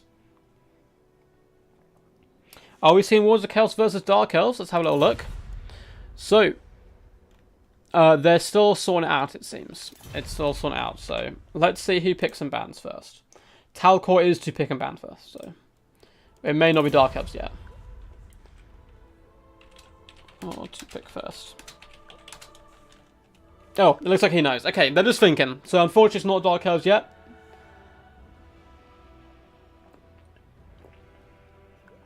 A little bit of a drink to keep me alive. I haven't seen Arizona in a little while. He kind of disappeared for a few months and then popped back in and he's kind of disappeared away again. I think he's just very busy with work. How did you find all the new Wood Elf stuff packed? I don't think I've spoken to you about it since that DLC really came out. Or at least not in full. I actually really liked some of their changes. I understand the nerfs to Ariel. I still kind of wish she was unbreakable, but just a lot more squishy. But still, I like the changes overall. I think it made her far more balanced. A little bit sad about Orion though, my boy. My boy! I like the fact he was an unkillable demigod. It was really good fun. But yeah, if you guys are enjoying the stream, by the way, feel free to drop a little thumbs up. It helps push it out to more people. And if you haven't subscribed already and feel like it, you can. It's yeah, it's pretty cool. It's free, and you do get a little heads up when I am streaming, hopefully. YouTube does get sometimes a little bit funny about pushing stuff out, but it should hopefully, in theory, give you guys more access to my videos and when they're released and all that good stuff. If you want to get involved in tournaments such as this one, it's really easy. You just join my Discord down below. There's no skill level needed. Oh god. Sorry about the burping, guys. I just took a ton of drink in me as well. Yeah, you can join Discord, get involved in tournaments, send me replays, all that cool stuff. If you want to support the channel, you can. There's a link down below as well to my Patreon, which I'm going to try and start doing lessons as well for Total War. I need to have a little word about it to CA because there might be some legal problems with that. But I know Darv does it, so I'm not sure if like he had to speak to them or if they're just okay with it or whatever. So I'll sort that out as well and kind of add that as a tier list to Patreon. But it looks like Talcor is going Beastmen. Hell yes, a madman. Beastmen as a first pick. Ban Lizardmen and Vampire Counts. Two very good bans in general. What a madman, bringing Beastmen to the fray. He's not brought the Rakath yet, I don't think. I've barely played it. Oh no. Hopefully you find some more time soon, bud. I've been without a computer since the DLC dropped. Oh, that sucks. That sucks so much.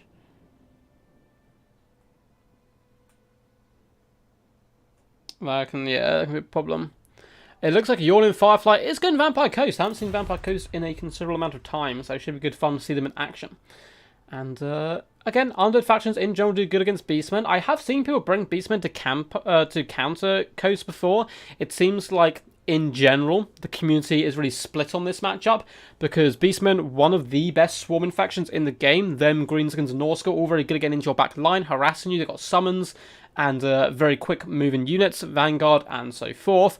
But at the same time, low leadership, big scary Krabos for Coast can do huge work here as well. So you kind of have to be a bit prepared both ways. I remember probably about a year ago, whenever Intisti first came into the scene, I had an epic showdown in a tournament between him and myself with Beastmen and Coast. So it's certainly doable by both sides. Hey there, Butcherbird. Yeah, Butcherbird's here. He played in the tournament earlier on as well. He played really well. Butcherbird in general is a pretty solid player.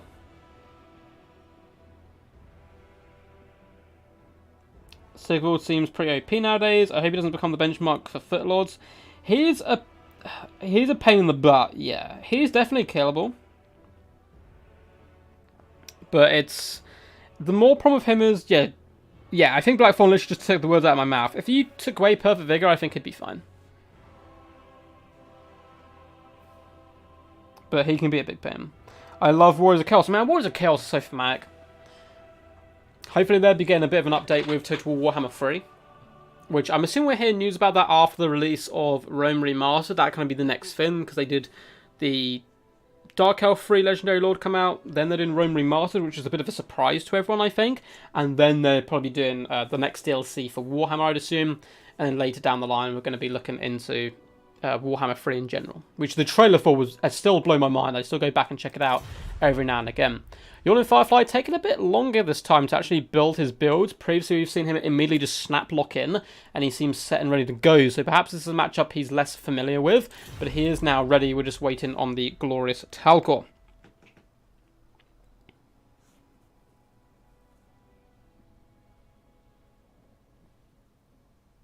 The Kraken Lord.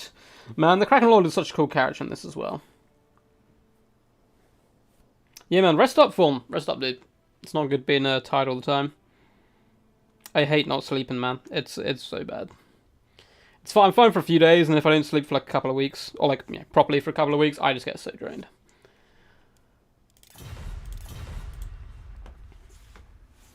Oh, let's have a big fat stretch. I should have a couple of videos coming out tomorrow. So I actually have Sunday off work because I normally work weekends, that's why you don't see me stream on weekends, though I tend to try and have videos pre-uploaded so I can upload them whilst I'm at work. But this Sunday is Easter Sunday, so we will be doing an Easter Sunday stream. Let me guys know if you've got any suggestions or what you would like that stream to be. We can do an invitational tournament maybe, so like a 8-player tournament, 4-player tournament. We can do a Come At Me Bro one, where I just play quick battles, play against people in chat, all that kind of fun stuff. We can do a King of the Hill. We can do random faction King of the Hill. Pretty much anything, because I'm down to stream on Sunday, because normally I don't get to on the weekends. And then tomorrow, when we would have normally streamed, I'm actually probably going to have a second just little fun video coming out as well. I need to get that done tonight, but it's going to be it's going to be a fun one. Unfortunately, Mortal Monster, I haven't actually played Three Kingdoms, which is so bad, because I feel like as a Total War caster, I should do, just to experience it. But I predominantly play the Warhammer games. I'm very excited for Rome Remastered, and I am going to play that and do some videos about it. I should have some news about that kind of stuff, like, that I'm allowed to give you guys in, like, a couple of weeks, I'd assume. Because, like most games now, I get a little bit of early access, not as much as the big guys, of course. So I'll be doing a little bit of early access for Rome, I hope. Fingers crossed, of course. And next time Three Kingdoms drops rank, maybe I'll delve into it. But anyway, for the Falls of Talgor, back to the tournament here. This is the first game, of course, in our best-of-5 finals. We have Undergore Herd slotted all the way along. Cheap, cheerful, ready for a big fat scrap. Look at them, just cheering, drunk, no doubt. These guys do like a bit of a primal fury and kind of ale flowing through their veins. We have Ungor Raiders in a secondary line, a bucket ton of them, incredibly disgustingly cheap, very good in this matchup though, essential for taking down large creatures with their just kind of pebbles adding up over time style of play, but also good at taking down some of the bombers from long range. Triple Tentacles of Thrown Axes on the left hand side, one of the best units in the Beastmen roster, and then a Chaos Spawn Rush, 4 units to be precise. A Brave Shaman of Wild coming in with some pretty interesting spells. It looks like we don't have the summon. That'd be pretty cool if we don't. We don't. We have Brave Scream as well as Traitorkin, and we have Morga the Shadowgate, who I don't actually think is that great of a lord anymore. I've kind of been turned off them a little bit. I think going with a Chatter Lord is a little bit better. Of course, Yawning Firefly is going to go mass deck droppers up in the sky. It's very good here in this matchup, which is why the Ungor Raiders are so key. We also have Luther Harkin, so a nice little death squad up in the skies. And apart from that, it's just a bucket ton of chaff, as expected. Some polearms in the back, basic deckhand mobs in the front. We have the Black Spot, Regiment of Renowned Zombie Pirate Gunnery Mob Handgunners, who do have a bonus versus large halberds in combat. Double Bombers and a big old fat Zoidberg in the miss, looking pretty scary. This model is so well done. I'm so excited for Warhammer 3 because the first game units in like Warhammer 1 are beautiful, but the more DLCs they've got into the game, the better looking all the models have become. Obviously, they just got better at doing it, so I'm very excited for Warhammer 3 to see the absolute craziness we get, particularly with demons. It is going to be wild. Was there a Vampire Fleet Captain of Vampires? Of course, you need a caster when Luther Harkin does swoop past you in the sky. Invocation the Heck, Raise Dead, of course, the classic spells. Bombers are now being focus fired down by the Ungor Raiders, who are doing some nice focus fire. Always good to see them kind of all target one unit in one go. Looks like a similar situation is happening on the left-hand side as Chaos Spawn do start to hammer home the enemy. Morgul the Shadowgate has managed to get dangerously close to the Vampire Fleet Captain. Morgul, certainly no slouch in combat, should be able to do some decent work there. Luther Harkin has been used by Yawning Firefly.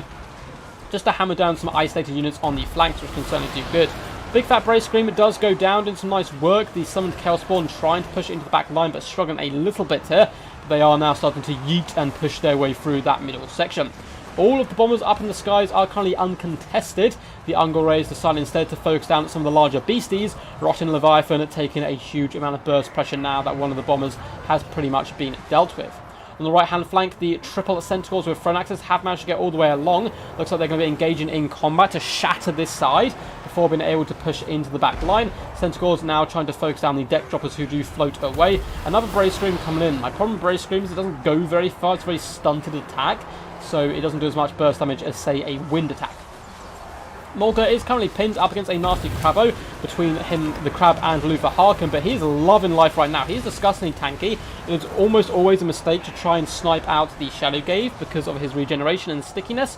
And now the Ungol Raiders from all flanks are just going to rain fire down upon him. Overcast Invocation Egg will be keeping these troops alive and happy. Centaurs have started to roam into hand-to-hand combat up against the bombers. No, they decide to fall back, perhaps scared of the wrath of Luther Harkin, who could have darted down there and done some good work. Problem with the Beastmen is this Chaos Spawn summon is alive and happy for now, but as soon as that goes, balance power will be against them. It looks like they have 2 summons on the field, and they tend to run out of steam a little bit. In the back lines, the Brave Shaman of Wild is being hunted down by Luther Harkin, and you can only run so far when your opponent can do big fat breath attacks. Oh my god! Oh no! That Death Shriek just deleted the game coding of that Brave Shaman, who is shattered and gone. And with that, this is going to be a really rough fight, I think, for the force of the Beastmen. The Rotten Leviathan is still going incredibly strong and tanky. A lot of the Sentinels with Thrown Axes had to commit to backline charges, and the Bombers are just whittling them down. Those Axes are needed on this Leviathan. So that is a really big loss. Archers in the back line are now being shut down by Luther Harkin, and these archers are trying to bring down the deck droppers, but there's too many targets. They need to kill the droppers, they need to kill the Royal Leviathan, they need to kill Luther Harkin. They simply cannot do all of these things. Balance power is starting to reflect that as well. Up in the sky as well, deck droppers are pretty hard to hit, particularly with Thrown Axes, who their fire arc doesn't tend to be too magnificent in this type of situation. Beastmen infantry, Ungols are starting to fall left, right and centre and flee. They did shut down the black spot though, doing some nice work there. Chaos Spawn as well, of course, are unbreakable, but now Morga is on a juicy platter for the Rotten Leviathan. Both the characters and the mighty Zoidberg coming in here. Hornswoggle has been popped on Morga the Shadow Gave, making the usually tanky Lord into a bit of a wet sponge. Deck droppers in the sky, unleashing hell upon the Ungol Raiders down below, doing some good work.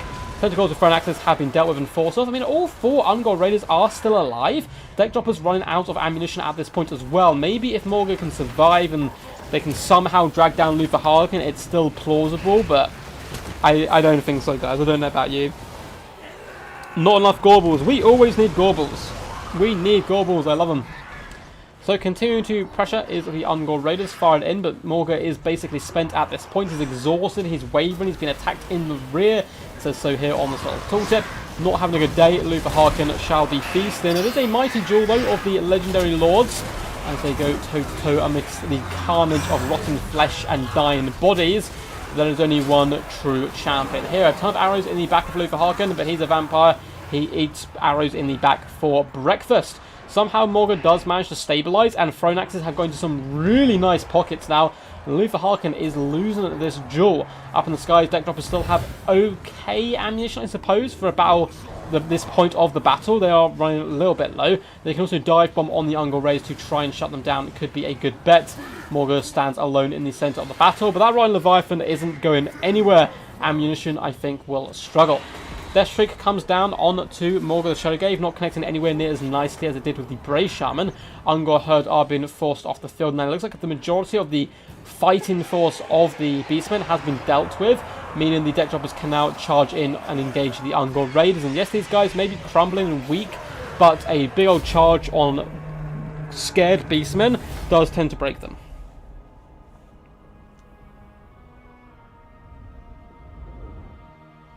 Yeah, no, it wasn't a bad build at all. It was just, it's a kind of a cool, unique build. from the forces of the Beastmen here. The Chaos Spawn will run over a lot of infantry and so forth, but those archers and Sentinels really have to pay for themselves, and he committed the Sentinels instead to getting into the back line and trying to rear charge the enemy, which normally is a good idea, but he really needed them to kill the crabs and leave the Harken. Morga, and yeah, not too good damage rate across the board by the ground troops, of course, or the characters. But the Younger rated a solid, 484, 577, 869, as well as a 821 damage value. And the Sentinels of Phalanxes fared okay, but yeah, unfortunately, a lot of his build just did kind of get slaughtered and dragged down, but a valiant defeat nearly wiped out like 99% of the Vampire Coast build. Only a couple of characters left standard. Luther Harkin, one of the best assassins in the game, 1,815 damage value, 715 on the Vampire Fleet Captain as well. Rotten Leviathan didn't quite break the 1k damage value mark, but it had so much healing cap left, so much potential, it just wasn't going to be going anywhere. Death Droppers are an absolute must in this matchup. I like them here and up against Norska as well. 770 damage value, 694, 673, 720. All that good, juicy stuff. GG. Yawning Firefly is going to be going to Greenskins. Oh, he was going to take Lizardmen, then he says no Greenskins. Bans Vampires and Vampire Coast. Next map shall be the glorious Gorgazan. There we go. This is the finals, yes. This is indeed the finals. Bob Tresh, right, waving the RTK flag high in the sky there. So let's update the scoreboard quickly. I'll actually remember to do it this time. The Mighty Firefly, or Yawning Firefly, to give him his full title, is a 1-up. This is the best of 5, guys, so still at least 2 games to go. Probably some more as well. Sad moves indeed, sad moves. Yeah, GG's across the board. It was a good game. Tough situation for the Beastmen as well. I think their build was countered relatively heavily by the Vampire Coast, and that's one of those matchups I don't think I like it for the Beastmen. Part of my brain is always like, but we can rush them. But you gotta remember, Coast don't always have to sit back, though they do love to do it the majority of the time. Oh no! Oh no! Oh no! The dreaded Greenskin mirror match has been unveiled, guys. We have Greenskin on Greenskin action in the fields of Gorgazan, which I believe is in the Badlands, which is Greenskin territory. So it's thematic. Yawning Firefly is ready. He is prepared. He has dealt with Greenskins many a times before, it seems, and he's ready to go toe to toe. Should be a fun one. It's going to be weird. I'm expecting a lot of Savage Orc Biggins and then a lot of Skirmish Cav is probably the way to do this, just off the top of my head. But I haven't played this matchup at all. I don't play Greenskins particularly, though I should learn. I should definitely learn them, but I don't know. I don't know what it is about them. I love my my dinos too much. Yes. Coast can transform into Undead Lizards versus Beastmen. Yeah, you basically play it. Yeah, that's true, actually. You can basically play it as a Lizardman player. That's interesting. I might have to give that a go. I do want to eventually learn all the factions in the game. I've mainly focused on Lizardmen, who I've got a pretty good understanding of for the most part. And then I've kind of like Norska as well. I'm relatively happy with at this moment, or like the level I've got to with Lizardmen and Norska, so I can just kind of move out to other forces, but I tend to kind of bounce around a little bit and not get too stuck up on 1 or 2 factions. Apart from Lizardmen, of course, because they're so cool. Both these lads are good to go. This is going to be a wild ride to try and cast. They will now be known as the Green Greenskins and the Red Greenskins.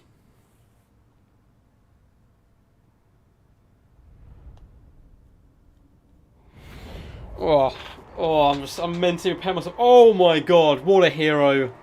Talcor, God of War of the Greenskin people, is going to be coming in with the blue Greenskins. And as expected, a bucket ton of Goblin Wolf Rider Archers, Forest Goblin Spider Rider Archers. It's a huge core of them across the board, as well as these Forest Goblin Spider Rider Standard Riders to help protect that range core. So huge skirmish as expected, and a bucket ton of Savage Orc Biggins, which again was what we predicted. These guys are going to be seeing into the sunset. They're good up against all the Greenskin infantry, as well as doing big damage to some of the larger threats. We have the Goblin Great Shaman, who's been getting quite a big walk around today. Nice to see him instead of Grom in action, although he is still pretty competitive in the meta. Coming in with Addictive Glare, good to snipe out enemy characters. We have Sneaky Stabbing, Itchy Nuisance, Arcane Conduit, and Don't Even Try It, as well as the big un, the biggest and the baddest of all the rogue idols. The big un is here, and he's ready to slap some Greenskin faces. Now for the red Greenskins and Yawning Firefly, a bucket ton of skirmish cavalry as well. 4 on the left-hand side, 4 on the right, so he's outnumbered in that regard. A smaller contingent, it would seem, of Savage Orc Biggins. A Goblin Great Shaman, once again with the same spells as the opponents here. We also have an Orc Shaman coming in with Edbutt, and another Orc Shaman down here with Brainbuster.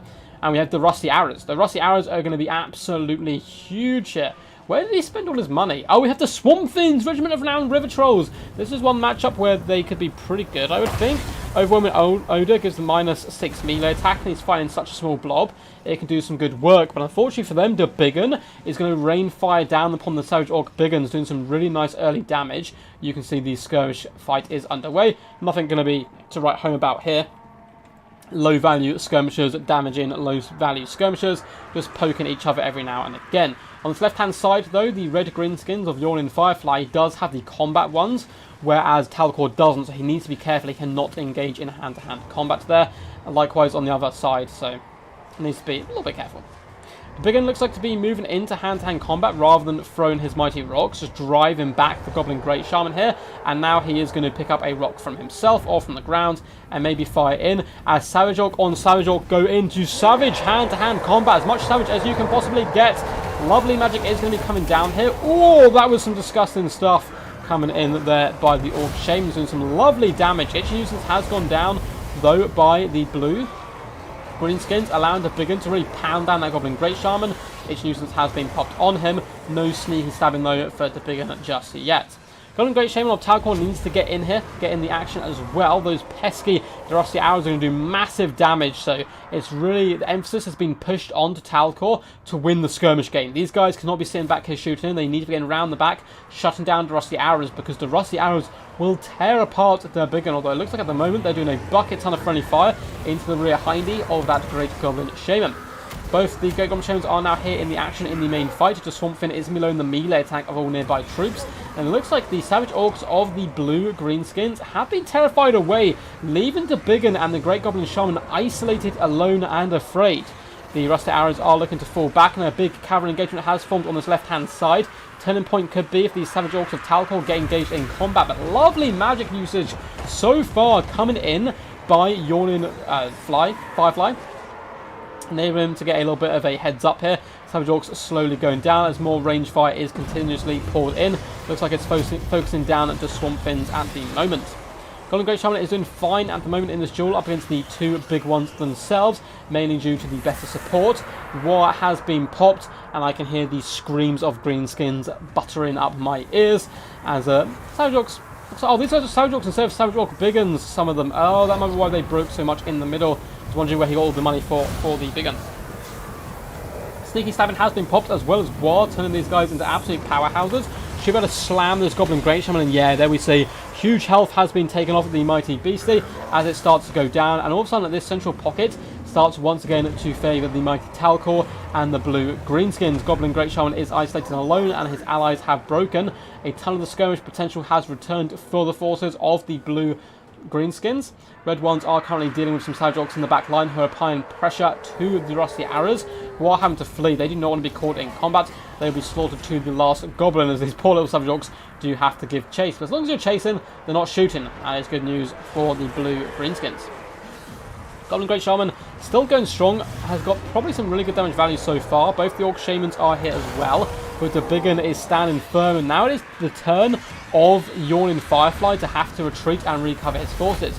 Brainbuster comes in on the Savage Orcs, doing some lovely damage, but it's not going to be enough to save his Goblin Great Shaman, who is getting dragged down at the moment. Without the Rusty Arrow support, it is looking pretty bleak. However, they should be able to rally as some Forest Goblin Spider Rider archers have forced their way onto the Savage Orcs. These guys need to turn, engage, and help win this engagement and win the mobility game. We do have to have a bucket ton of Spider Rider archers in combat with Spider Rider archers all across the battlefield. Savage Orc Biggins, though, will be helping Yawning Fireflies. Red guys take down some of this core on the left-hand side. Looks like the Forest Goblin Shaman has been dealt with and dragged down. So we do have some skirmishes coming forward to try and drive off the beast, but I would honestly use my own leader to chase it off. It may seem like a waste of resources, but these guys have the potential to tear out and rout just like they have, and you don't want this shaman coming back. Very close game so far. The blue Greenskins just about in the lead, probably due to the damage they have done to the enemy leadership here. Talcor fighting back in this best of 5. Apart from that, though, the red Greenskins have done a good job. Orc Shamans are both alive. They've won the skirmish game, it seems, pretty well, considering I think they were actually outnumbered early on. Savage Orc Biggins are slowly returned to the field. Rusty Arrows continue to run and scream in terror. Vindictive Glare just pops that Goblin Great Shaman in the back of the dome, and with that, it's probably going to be game over because of the fickle leadership of the Greenskin forces. Goblin Orc Shaman, I should say, is running now for his life. Both Shamans are fleeing. The entire leadership of Yawning Firefly's red Greenskins does break, and with that, he bows out. That was wild. That was so wild.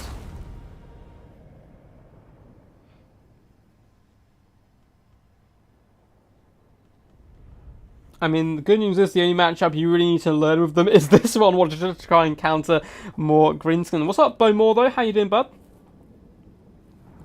The better factions to counter Greenskins are the Undead factions in general and Lizardmen. I think Lizardmen are pretty good here. So, well played to both these guys. Talcor managed to come through just about a quick victory. His Goblin Great Shaman 1.4k damage value up against the enemy's 1.8. Initially, did seem to lose the early stages of the battle to Biggin doing amazing. 2,887 damage value, 14k damage dealt, really nice display. He seemed to lose the skirmish game early on despite the fact outnumbering his opponent's skirmish quite heavily, but managed to bring it back in the later stage of the game, sacrificing some of his infantry core. You see the enemy's infantry fared a bit better. The Rusty Arrows, though, needed to stay online, and once they got shut down, it was certainly game over. Both the Orc Shamans doing okay damage, 779 damage value on one, 509 on the other, and his skirmish core performing relatively well. The Swamp Fins, unfortunately, not paying for themselves and only getting 1 kill, but I like the idea of them. Hate that mirror match with such a passion. Why did you pick Greenskins then? GG. The next map shall be Alpine Ridge. Alpine Ridge up next. So let's change the scores. It is 1-0. Talcor swinging back with a green fist there to punch Firefly in the face and try and get himself back into action. Go VM. Woo screams. Oh, so Joe there, welcome. Yes, VM vs RTK, two very kind of prominent and powerful clans at the moment in the multiplayer scene. RTK guys have been all over my tournaments and very well recently. We have Arik Ral in the final, I believe is RTK off the top of my head. I hope I haven't messed that up. With Ice Power of Extreme Meme Team, again another big clan, and Void Lols all in action. The Talcor is the best core. Seriously, best counter to Greenskins are Greenskins and Lizardmen, yeah. Like, Lizardmen. So, in the Warhammer World Championships, I played against Greenskins of course a ton, and brought Lizardmen against them. And I brought the identical build up against someone who had seen my build, spoken to a Lizardmen main about it and how to counter it, and it was still like a stupid... Despite the fact he bought the perfect Greenskin build to counter my build, he really struggled, because it can be really overwhelming. Oh no, we're not going to get Wood Elves vs Lizardmen, are we? I don't know how I feel about this. So Talcor is going Wood Elves, Ban Bretonnia and Dwarfs. Two very good bans, definitely the two best bans in my opinion for the Wood Elves. Yes, both those matchups have become slightly nicer since the updates, but it's still pretty poor. And Yawning Firefly going Lizardmen. I had some really fun times recently in a small tournament where there was kind of nothing at stake, where I basically in chat designed my builds a little bit, and we were picking sub-factions and so forth. And I had a really fun air core fight up against the Wood Elves with some Ripidactyl Riders, Tic-Tac-Toe, and just a load of madness, which certainly can pay off. But we'll have to see what these bad boys do bring. The general meta here, a Bucket Ton of Glade Guard Starfire Shafts on the side of the Wood Elves, side of Lizardmen, double Basildons with solar engines, some Chameleon Skinks as well. Send me that Lizardmen versus Greenskin build. I want the Lizardmen build to stomp Greenskins. I will do, bud. I will do. So the build that I like up against the Greenskins is, of course, my standard. You get Mazdamundi on Slack. You bring, I'll go off the top of my head, Curse of Midnight Wind, Apotheosis, And one other spell. Oh god, what is it? It's not Harmonic Convergence. Oh, it's Net, and you bring the Net. You bring triple Terran Riders up in the skies. You don't get the Regiment of Renowned one. Instead, you get triple Fire-Leech Bowlers. They will slaughter a Greenskin bowline in seconds. That burst damage is really nice. You get a Carnosaur, and you get the Regiment of Renowned Thunderous one, the Regiment of Renowned Ancient Stegodon. You stick those guys tied together. You get a couple of units of Saurus, I believe, in the front line. I believe it's only 2. And then you get Skink cohorts with Javelins to protect your flanks. And that's all you need. And even if your opponent goes mass gunline, mass skirmish, which is the best thing you can possibly do there, you have so much mass, you push into their back line, slaughter their archers. You have Banishment to beat archers, you have Ruination of Cities to beat archers, you beat Double Spider comfortably, you beat Trolls comfortably. It is so well done, and you can net the enemy skirmish cavalry if you really need to with overcast nets and all that good stuff. But yeah, I think I've lost that matchup like once or twice at best. It's a really good one for Lizardmen. It's tough though, you have to get used to using single entity monsters. Yes, Hank! Zlack with his puppet. Yeah, you can go back and watch my Warhammer World Cup Round 2 streams. You'll probably see it a couple of times there. What up, Samurai Warrior? How are you, dude? The mighty Italian YouTuber, God of War himself as well. Man, I love facing Samurai Warrior in games, because it's one of those guys who, like, is a really tough opponent to face, but he's so nice that if he beats you, you don't feel too bad. But yeah, anyway, let's have a look at the builds. Enough of me rambling about the might of the Lizardmen forces. So for the mighty Talcor himself, we are going to be seeing, of course, a bucket ton of Glade Guard with Starfire shafts, and oh, it looks like some of them are basic ones, and this is needed due to the AP. They have good range. This map is a bit odd, though, because this big hill in the middle, but Solar Engines may struggle a little bit if they do not claim the high ground. We have Wild Riders, one of my favourite units, and they have been since day one of playing this game. Look at them. They are so awesome. They're like glowy eyes, just the anger and the fear that they bring upon the enemy. Really awesome shield designs, and I mean, they're riding stags to battle. What can you not love? Bucket ton of a ton of guard in the front line, Wild Riders in the back, and that looks like it's pretty much going to be the standard stuff. Durfu Vanguard on top of the hill, beautiful stuff. Vanguard in Durfu does come in Flock of Doom, Manticore Summon, and Sword of Dave, pretty much as I take him. I like to see a Branch Wraith here as well, simply for Scroll of Shielding and Earthblood to heal up Durfu, but it looks like he's going without. As for the mighty Yawning Firefly, we have some Chameleon Skinks on top of the high ground to spy out the enemy. We have a bucket ton more of Chameleon Skinks. Saurus, God, I'm losing my voice now. Saurus Spears with shields. Skink cohorts, Silver Chevroned up. Skink cohorts with javelins all the way along. Double Bestilled Solar Engine. Lord Mazdamundi coming in with Apotheosis, Harmonic Convergence, Net of Amantalk. All the good kind of bound items as well. And double Skink Chief, so pretty standard meta by both players, a little bit kind of mixed in here and there with different units. The Sunburst stand of Hawatl is very, very kind of needed in this matchup, I think. Plus 12 missile resistance and melee defense to all nearby friendly troops is very tasty and lovely. You can park them alongside those Bastiladons, heal them up with Apotheosis, and keep them alive with that missile resistance. Load of Glade Guard are going to be shooting into Chameleon Skinks, but they're going to laugh, cackle, waggle their little tails in the air, and simply fall back, taking basically no damage. So who's your money on, guys? Who do you think is going to do this one? Euspus, how's it going, bud? I need to learn how to say your name properly. But how are you going, man? Fantastic to have you here. I don't know if this is the first stream we've caught you in. He's actually, for those who don't know, Euspus is a new man, one of the newest clan members of DBD. Super nice guy as well, so...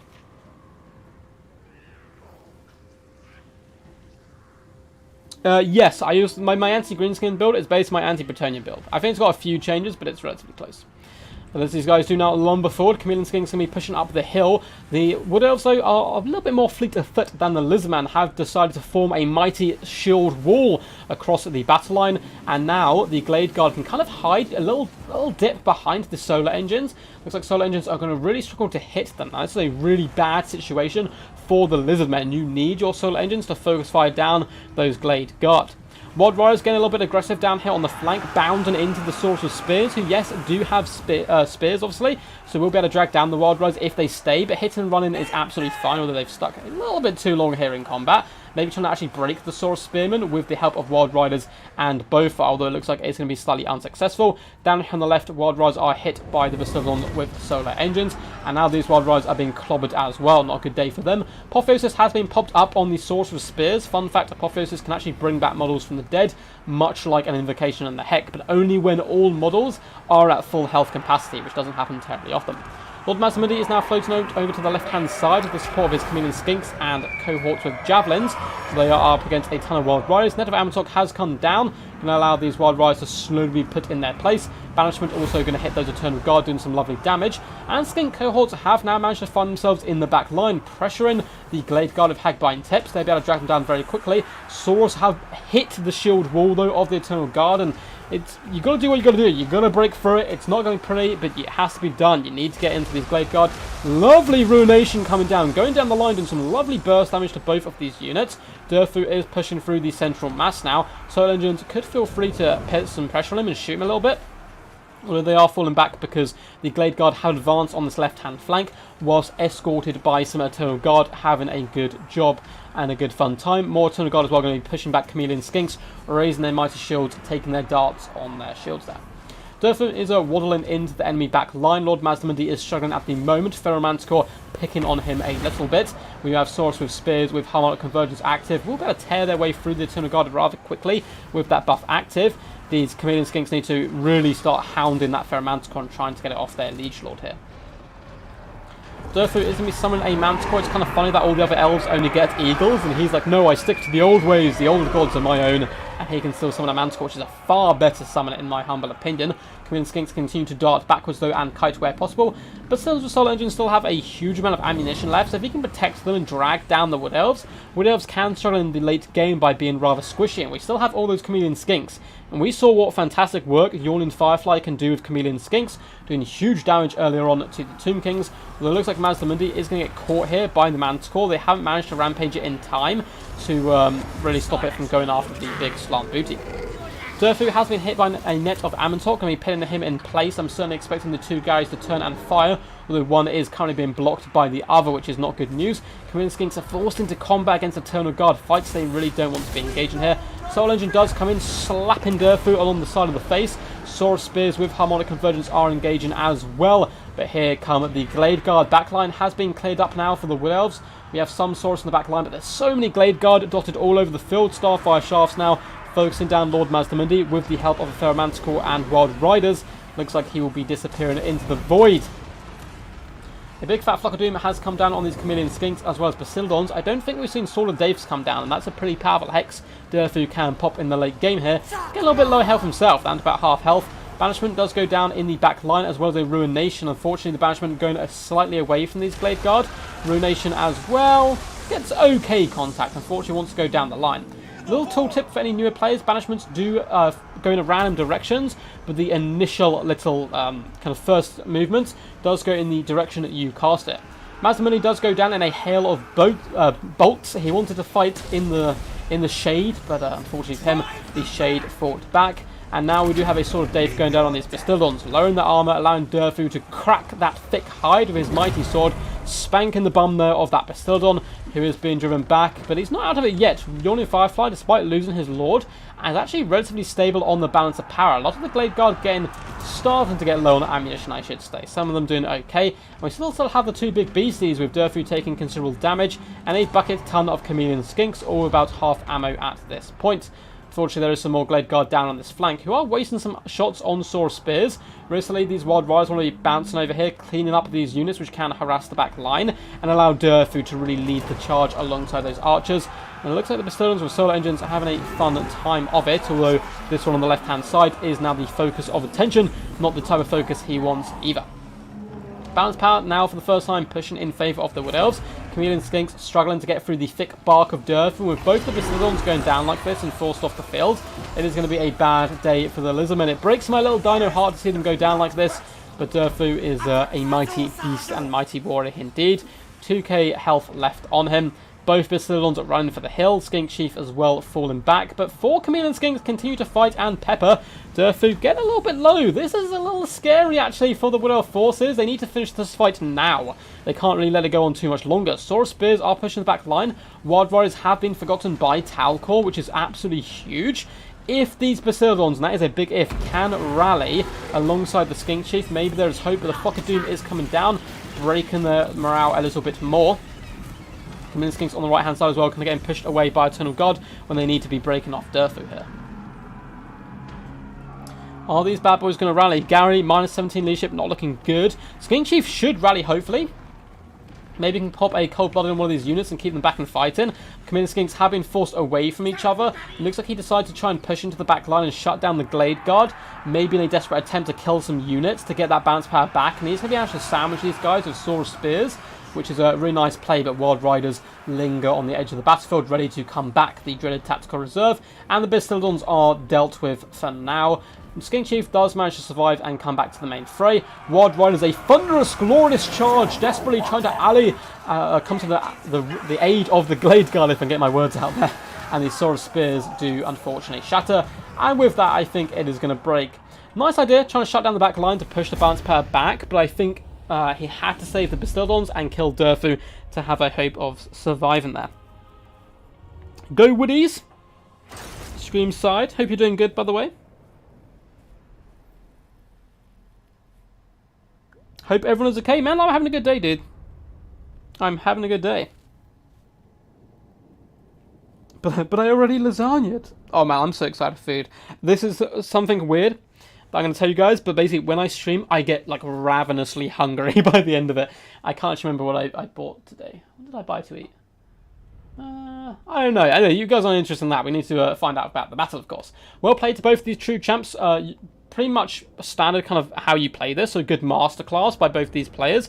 Ton of Glade Guard across the board, using up a ton of their ammunition, getting amazing damage value stats. 1.4k, 1.2, 700, 1.3, 800, 800, really well done. Durfu as well, just been a big angry centerpiece. I like the inclusion of him here. Wild Riders did okay, nothing too crazy, but still enabled them to shut down the back line. As for Yawning Firefly, I wouldn't have hated to see Lord Mazdamundi on Zlak, just because then it's 3 big armoured monsters your opponent has to focus down, and he's got a lot more ability to push into the enemy back line. But I understand, of course, want to go cheaper and wider in this matchup.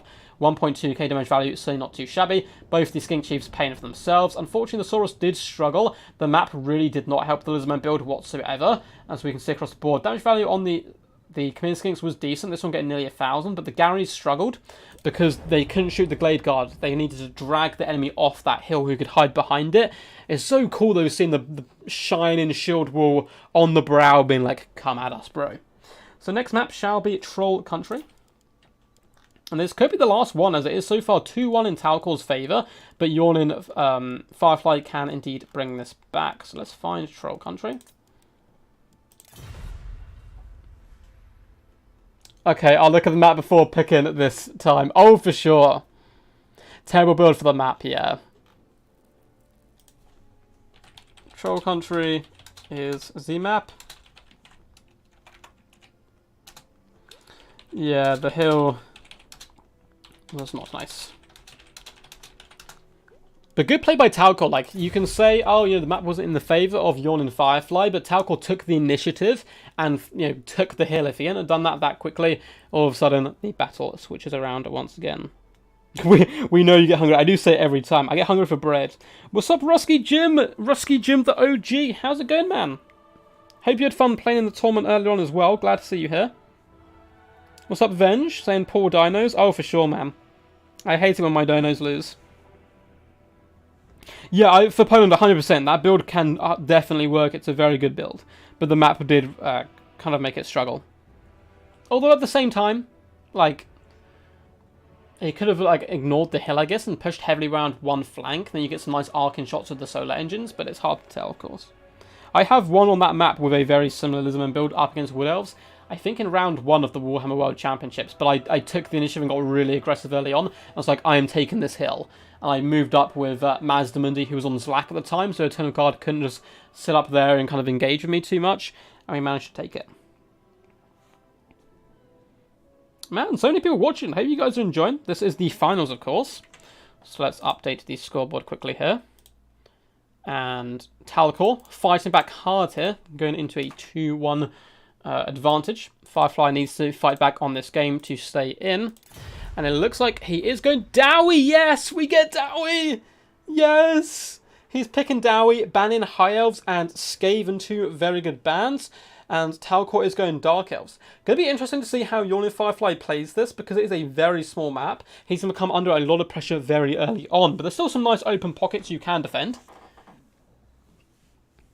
Dark Elves love their Sisters of Slaughter here. They love their chariots. Oh, this is going to be a good one. I'm hype. I'm hype. We get some Dowie.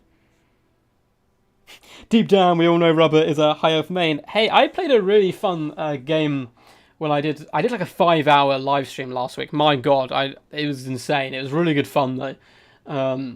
I played an Imric build up against full air kite wood elves and managed to win. It was amazing. So I love my Imric. I'm an Imric main rather than a High Elf main, I would say. Yes, Dowie. It is Dowie. I know I say this a lot, guys, but I really do appreciate the support. Thank you so much for being here. And if you would kindly as well, hit that thumbs up button. It really does help out the channel quite a lot, pushing it to more people. And feel free to subscribe as well. That's really cool. Down below in the description, there's links to Patreon, donations, all that kind of stuff, but also to my Discord. Feel free to join it. It's completely free. The only rules are basically don't be a knob, don't be rude to anyone, don't spam, all of that kind of stuff, unless there's pictures of ducks, in which case there's a little bit of leeway there for obvious reasons. And you can get involved in tournaments like this. It doesn't not matter if you're a new player, an experienced player. We welcome everyone there. And also it's a good place just to improve your game, chill out with a load of cool people. And I know a lot of people in chat are there as well, so. Would a full female Dark Elf army be viable versus Dowie? Like full Dark Elf female builds are very viable in a few matchups. They can be very good up against Lizardmen, unless you get Chameleon Skink to death. Would it work against Dowie? I mean, Scissor Swords are very good there. Witch Elves less so. Hags less. I don't think so. I don't think so, I'm afraid. I don't. Maybe on Troll Country, maybe. OG Ghosters, you should have way more viewers. Like, I appreciate it, man. I'm trying. I'm trying my little heart out. Yes, Kelliger Iron Fist. I knew some Dowie would bring you here. Nobody expects the Dowie Inquisition.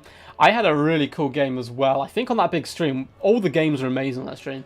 We're against Dark Elves like this, and we used one unit of miners as Dowie Inquisition, and they like slowly trotted into the back line halfway through the battle because it was quite a big map, and just like blasting, charging shades in the back of the head. It was beautiful stuff. So ready when you are. Let's rock and roll, guys. Ready to rumble. Oh, Foot Hellebron. I didn't think of that. Oh, full female Wood Elves is amazing. I love the War Dancer like models in general, particularly the spears. They do some crazy animations where they start doing like high kicks whilst flipping around the spears after they've like planted them. It's amazing. Rooting for Firefly to extend the showdown. Oh man, I always want it to go as long as possible. Fit Helepron is surprisingly good here. Yeah, I guess you would just tear through the infantry very quickly. We'll try and get... Maybe that'd be a challenge, like... Or maybe I'll just try and get some people together to do like a full... I've done full female Wood Elf build like cast before, and Dark Elf ones, I think, but just not against each other. So, let's go and see what we have, and it is the Tradition from Talcor here, coming in with an infinite number of shades with greatswords. Shades down here, greatswords, accompanied by basic shades, dotted all the way along the line. 1, 2, 3, 4. Okay, he is within the legal right. I came against someone earlier who brought the illegal amount, so we can't change that, but it looks like good here. We also have Dark Shards as well to back them up, so a ton of AP long-range shooting. We have a few Bleak Swords, 1, 2, 3, 4, 5, and that is it. Alongside a Supreme Source Shadow, simply coming in with the Pendulum, as well as the... Is it the Black Horror? That's what I want to call it. Yes, the Black Horror, awesome. Runs magic damage, but again, is basically a wind effect. Very good against tightly compact formations of Dwarfs. But that is a disgusting amount of long-range AP the Dwarfs are going to have to deal with. As for the mighty Yawning Firefly, he does have a lot of miners with blasting charges who will certainly be able to apply some pressure. Those blasting charges will delete those bleak swords. We have Dwarf Warriors with great weapons on either flank. In the centre, we have Quarrelers as well as Rangers. Going to be doing a bit of counter-skirmishing, it would seem, or counter-shooting. More Dwarf Warriors and Longbeards. The grumbling troops are in the back line to encourage the younger troops in the front line. You better not run away, because you have to run by a Longbeard, which is a disgrace. A couple of Thunderers, as well as a Bugman Rangers in the central portion. 3 units of Slayers, one of which is the Dragonback Slayers. We have a Rune Lord, no way! I haven't seen a Rune Lord in a competitive game in a while. I don't really like this. Is he making these rocks float? My god, the Rune Lord's shown a bit more power than he should, be possessing. Master of Wrath and Ruin is his weapon of choice. Would a full Slayer build be okay against Dark Elves? I wonder, because you better outpace the Shades, I think. But anyway, here we go. Battle is underway. I'm sure at this point, the mighty Yawning Firefly, an experienced player would seem, at least judging by the way he's playing, is going to know the Shades' existence. It looks like we're going to be getting some fat pendulums coming down the line. Oh no! Oh my god, that is disgusting. The unit of Warriors and Rangers basically offline straight away. Blasting charges are getting in, but the Shades focus firing them down so that their blasting charges can't really be used. Really good target priority, because most players would instantly aim for the harder hitting units like Thunderers and Quarrelers, but if you can push away those miners, their blasting charges aren't going to be able to get used, and then your Bleak Swords all of a sudden will hold much longer. I really like that play coming in there from Talcor. Minus blast charge though, some of them are getting off their charges, and as you can see where they do, Bleak Swords really do suffer on this flank. It looks like Slayer's trying to push around and get engaged with the Shades, and these Shades do have great swords, which looks epic when they whip them out, so we're trying to get a nice little fighting scene going on as the Slayers do engage, and here they go, slicing and dicing! Slayers though will have a good show and a good day there. Dark Shard's getting a little over eager, pushing it into combat and getting shut down. Rune Lord is just being absolutely hammered now. It looks like the Horror is coming down, or a Pendulum. Down comes the Horror, although it's going to miss most of the troops. Thunderers trying to stay online, but one unit of Bleak Swords has managed to push into the back. This is a very scary Dark Elf build, and it looks like it's picking apart the Dwarfs rather easily. Dragonback Slayers are being focused down by Shades on this left-hand flank. And yeah, this is some scary stuff. Rune Lord has forced his way into the back line, but he's basically spent at this point. He's very cheap, so it's not the end of the day losing him, but leadership will then struggle.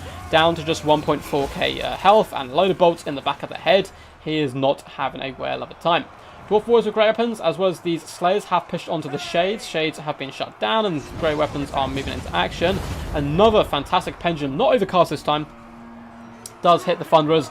Not such a slaughter as before. Bugman Rangers are quite happily regenerating though and are back in the action. And if you can drag down this Dark Elf build, there is certainly potential here.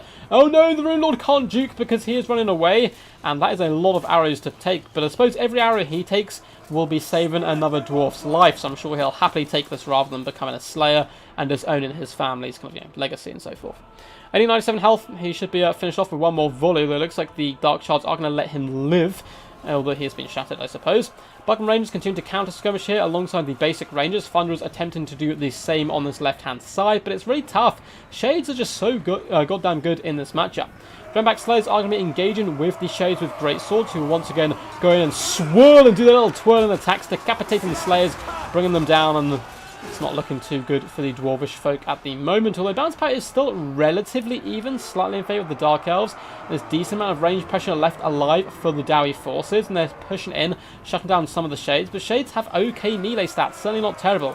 Longbeards have managed to rally the troops, and it looks like the Dwarven left hand has punched the Dark Elves back, broken a lot of their forces, but can't chase them off, which is obviously a bit of a shame. Slayers can now engage with the Dark Shards and bring them down, and we have a Dwarf fight back on our hands, lads. Shades really starting to struggle now on the right-hand flank. They have managed to stabilise, forcing off some Bleak Swords, but the Thunderers are still unleashing hell. Rangers have rallied to the call, and Bugman Rangers will be hopefully healing.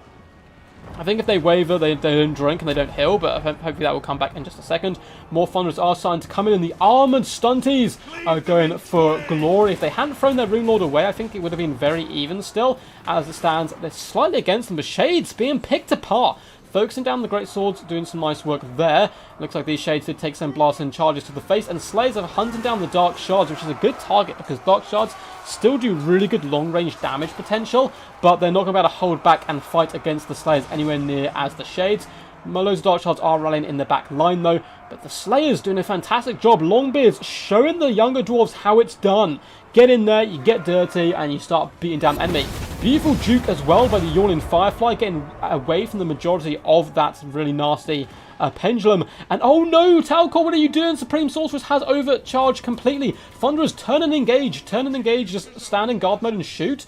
She is way out of her element here, needs to fall back. Rangers can do some tons of damage to her, and Thunderers unleash hell. Her health is getting absolutely obliterated. The Dwarven resurgence is strong. Thorgrim would be proud. I am very impressed here with Yawning Firefly's fight back. The Supreme Sorceress does go down. Her steed crumpling to the ground. Her face hitting gravel. What a game. What a game. That was a mental build, agreed. That was so cool. That looks so good. The dwarves are so spread out, but it worked. It started as a disaster, but death scream at the dwarves, but it is a vengeance. They come back and just the ammunition run out. Those Slayers got on the back line. Very well played to Yawning Firefly. He was on the ropes. If he'd lost that game, he was out. He was behind in the game. He threw his lord. But my god, the dwarves are the most stubborn folk around. Really well played.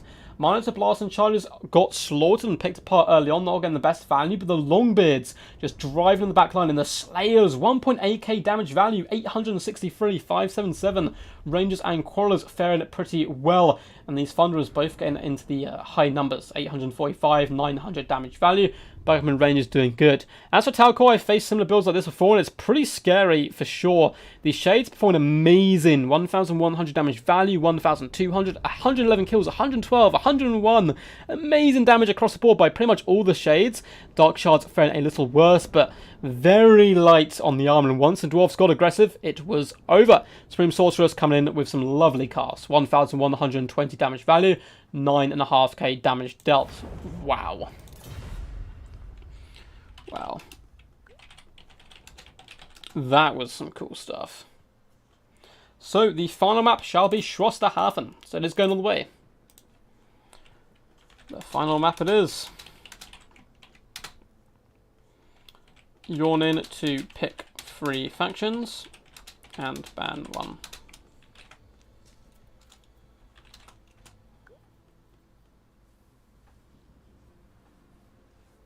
So it picks 3 factions, bans 1. Talcor then picks and bans. Yawning then picks from his remaining 2. Awesome, man. That was wild. That was wild. The Last Samurai, oh for sure. What do you guys think of that? That was probably my favourite game on the stream.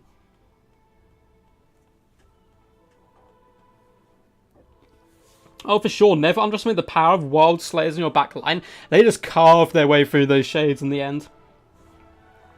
Another grudge struck out. Oh, yes. Both Lords got Samurai. Yeah, the Rune Lord just shot in the back, and then the Sorceress, her horse, just kind of like crumpled to the ground and flung her off it.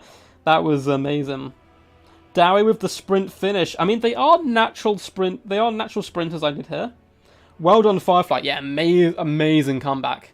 Both these guys are playing out of their skin, and this is the last qualifier of the season, so after this we'll probably take a week break, and then we will have the finals, and these guys will be playing for a cash prize, or I don't know if it's going to be like just straight cash prize, or if I'm going to get a duck-themed prize for them. We'll have to wait and see what we do come up with for that, but we've got 3 amazing players already, and whichever one of these guys joins them, it's going to be such fun.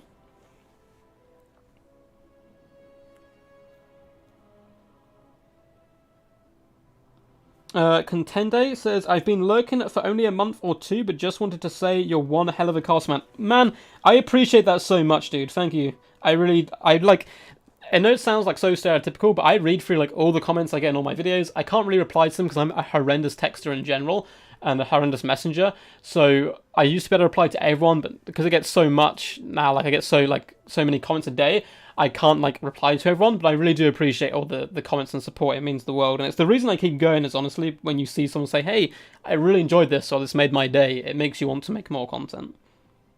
So thank you, man. Thank you. Him say Empire in the next matchup. We could do. The final prize of the duck sandwich. Oh man, I love duck. It tastes so good. I know I shouldn't because I'm a duck, but duck cannibalism is the way. Give me 1 minute, need to think. No worries, this is a big moment when it gets to this stage in a best of 5. You've used up a lot of your best factions at this moment, and you have to pick 3, but you don't want to pick 3 with an obvious counter, which Talcor could, kind of capitalise on. My favourite game's always the next one, yeah. Please never start in like all the others. Occasionally an will slip from my lips, and I do have those. Everyone has those mechanics they fall back on, where they say I got a few of them, but I try to limit them as much as possible, and keep it as fun. Keep it fun going. The cinematic shots are awesome. Yeah, I gotta try and mix them in now and again. I know, particularly in the tournaments, we do like a little bit more of an overview as well because it is, tournament competitive play. We mix it up. And he's a Brit. I don't know if that's a good or a bad thing. Probably depends who you ask. So, Yawning Firefly is going to Skaven, Britannia, and Vampire Counts, banning High Elves. What do I do if I'm Talcor? I would probably go Lizardmen, ban Skaven. Oh, that's still pretty tough though. But that's me, and that's because I like the Lizardmen. Actually, no, I would go... I'd ban Britannia and go Norska. Because I have a really nice Norscan build against Vampire Counts that I really love and think is very powerful. And Skaven v Norska isn't like a terrible matchup for Norska. You're very good at swarming the enemy. You got hunters to bring down the big beasties. So, yeah, I would go Norska, but, that's me. I don't know what... Talcor is a big Empire player, and I don't think we've seen him play Empire yet today, so I could certainly see him maybe banning one of these guys and going Empire.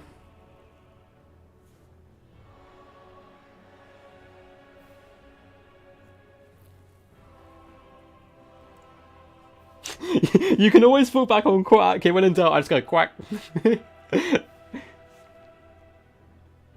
Yeah, it's the final showdown, guys. Who's your money on? Who do you want to win? VM? I'm sure we got some VM lads in chat here representing Talcor, or do you want RTK's very own Yawning Firefly to go through? Yawning has brought some really awesome builds all day, so a little part of me wants to root for him, but Talcor, as I said before, I've played before multiple times and is such a cool dude. Part of me wants him to win, so I'm kind of in the perfect situation where no matter what happens, I get one of these cool guys in the final, and we're going to get an awesome game regardless. It looks like Talcor is considering what he's going to be doing, because it's going to be tough for him. I think he's going to go Empire, so I think we will see Empire. Shostahafen is a nice big open map, so he can go defensive, and it's what he tends to do with them. Oh, let's get a little stretch. So there is going to be another stream, guys, Sunday. I don't know the time yet. Oh, Talcor saying that Mirror Britannia or Vampire counts. Damn, this is going to be horrible. Oh, no. Oh, no. Yawning Firefly. Oh, is he asking if he wants to do a mirror?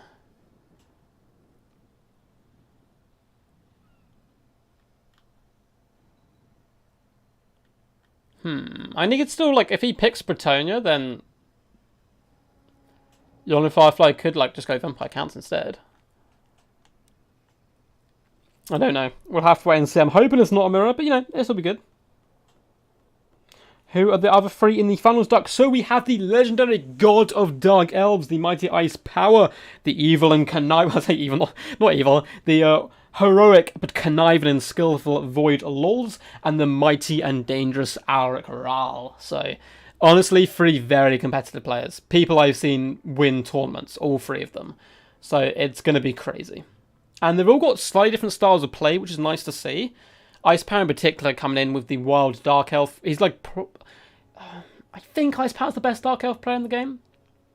I don't want to sound insulting to anyone else. I'm trying to think, it is the one I know. I'm trying to think off the top of my head if there's any other players. There's a few good ones. Stormrunner is a very good Dark Elf player as well. You don't want to mess with him if he whips them out. But him, Ice Power, there's a few of them. So he'll also bring a nice little bit of flair to the table.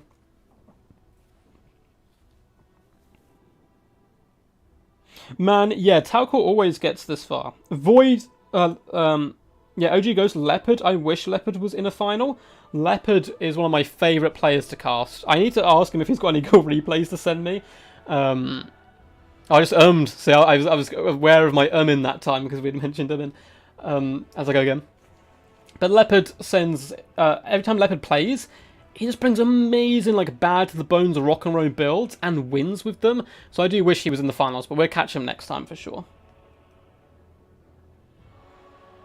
Oh, Even Star. Yeah, I haven't really had Even Star on the channel much. I think he played in one tournament and there was a bit of a problem with the rules, so I think he had to step out of it. I wanted him to come back in and play more, but I don't think he's played since.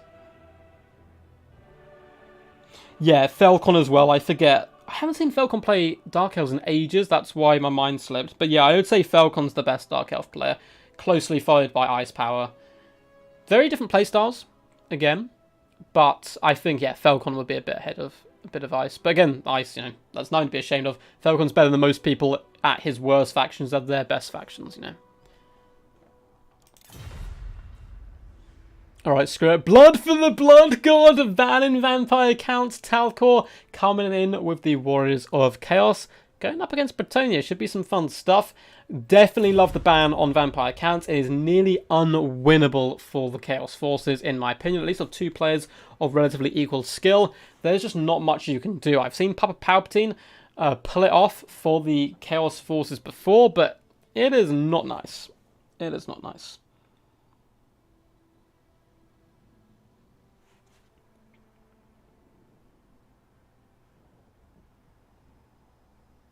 Is there a faction that Falcon doesn't play at its maximum? Probably something like Vampire Counts. I don't know if I've seen him ever play Vampire Counts. Or Dwarfs. Yeah, it'd be like Dwarfs, Counts, Coast maybe. I'm sure he's better than me with all of these factions I've just listed, by the way. I'm not saying he's bad with them. He, of course, will be at least very good with them. But I don't see him ever play them in tournaments, so I'd expect those factions to be a little bit worse for him.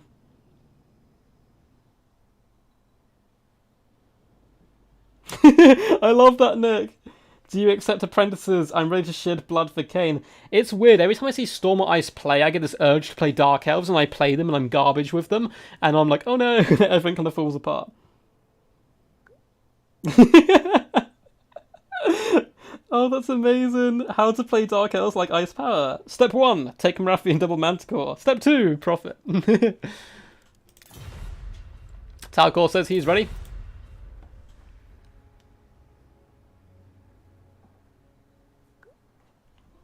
Is the Mighty Yawn ready to go? 1 sec, no rush, bud. We're having a good time here. Yeah, I was watching live Falcon learn Skaven recently. He was trying to play Skaven how I like to play them, but I don't think it's the best way of playing them. With like all the skirmishes and stuff. It's still very good, but it's a weird thing. When I try and learn a new faction, the problem I have at this point is I know a lot of the meta, or like what people like to bring, so I try to do something different to keep, you know, the game entertaining, because there's so much variety and versatility you can do. But there's always that niggling kind of voice in the back of the mind where I'm like, I should just learn to play like meta Greenskins and Skaven, and I would do really good in tournaments. But I don't know, I don't think I'd find that fun.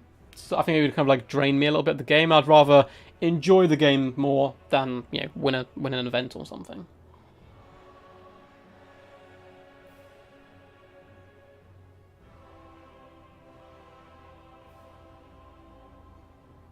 Yeah, that's very powerful for character Goon and Nick, the Manticores. But it's not just for that. It's like, oh, I think I've actually explained this. Yeah, it's what people misunderstand. It's good against a lot of stuff. Skaven Skirmish is really fun. Yeah, Ice Power literally sums it up so well. It's so much mobile terror, and it punches so hard, it's really scary.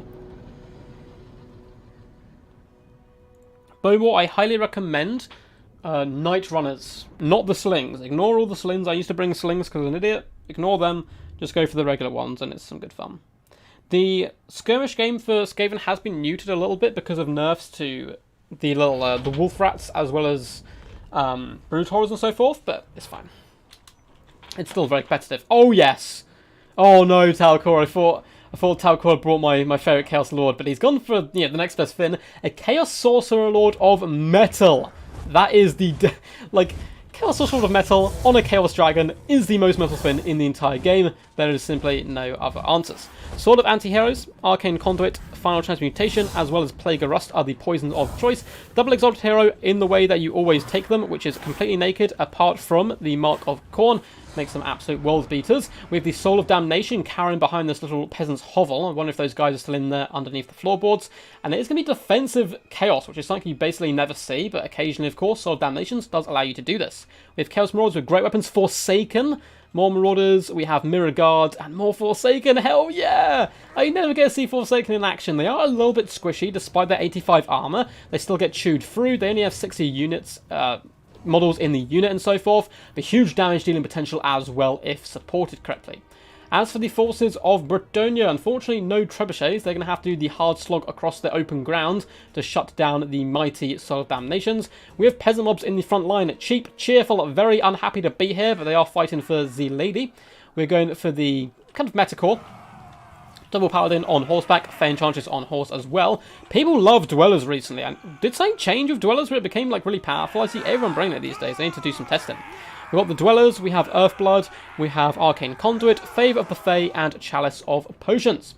In the main battle line, we have silver chevroned men-at-arms and some basic ones. Interesting to see why those guys are chevroned.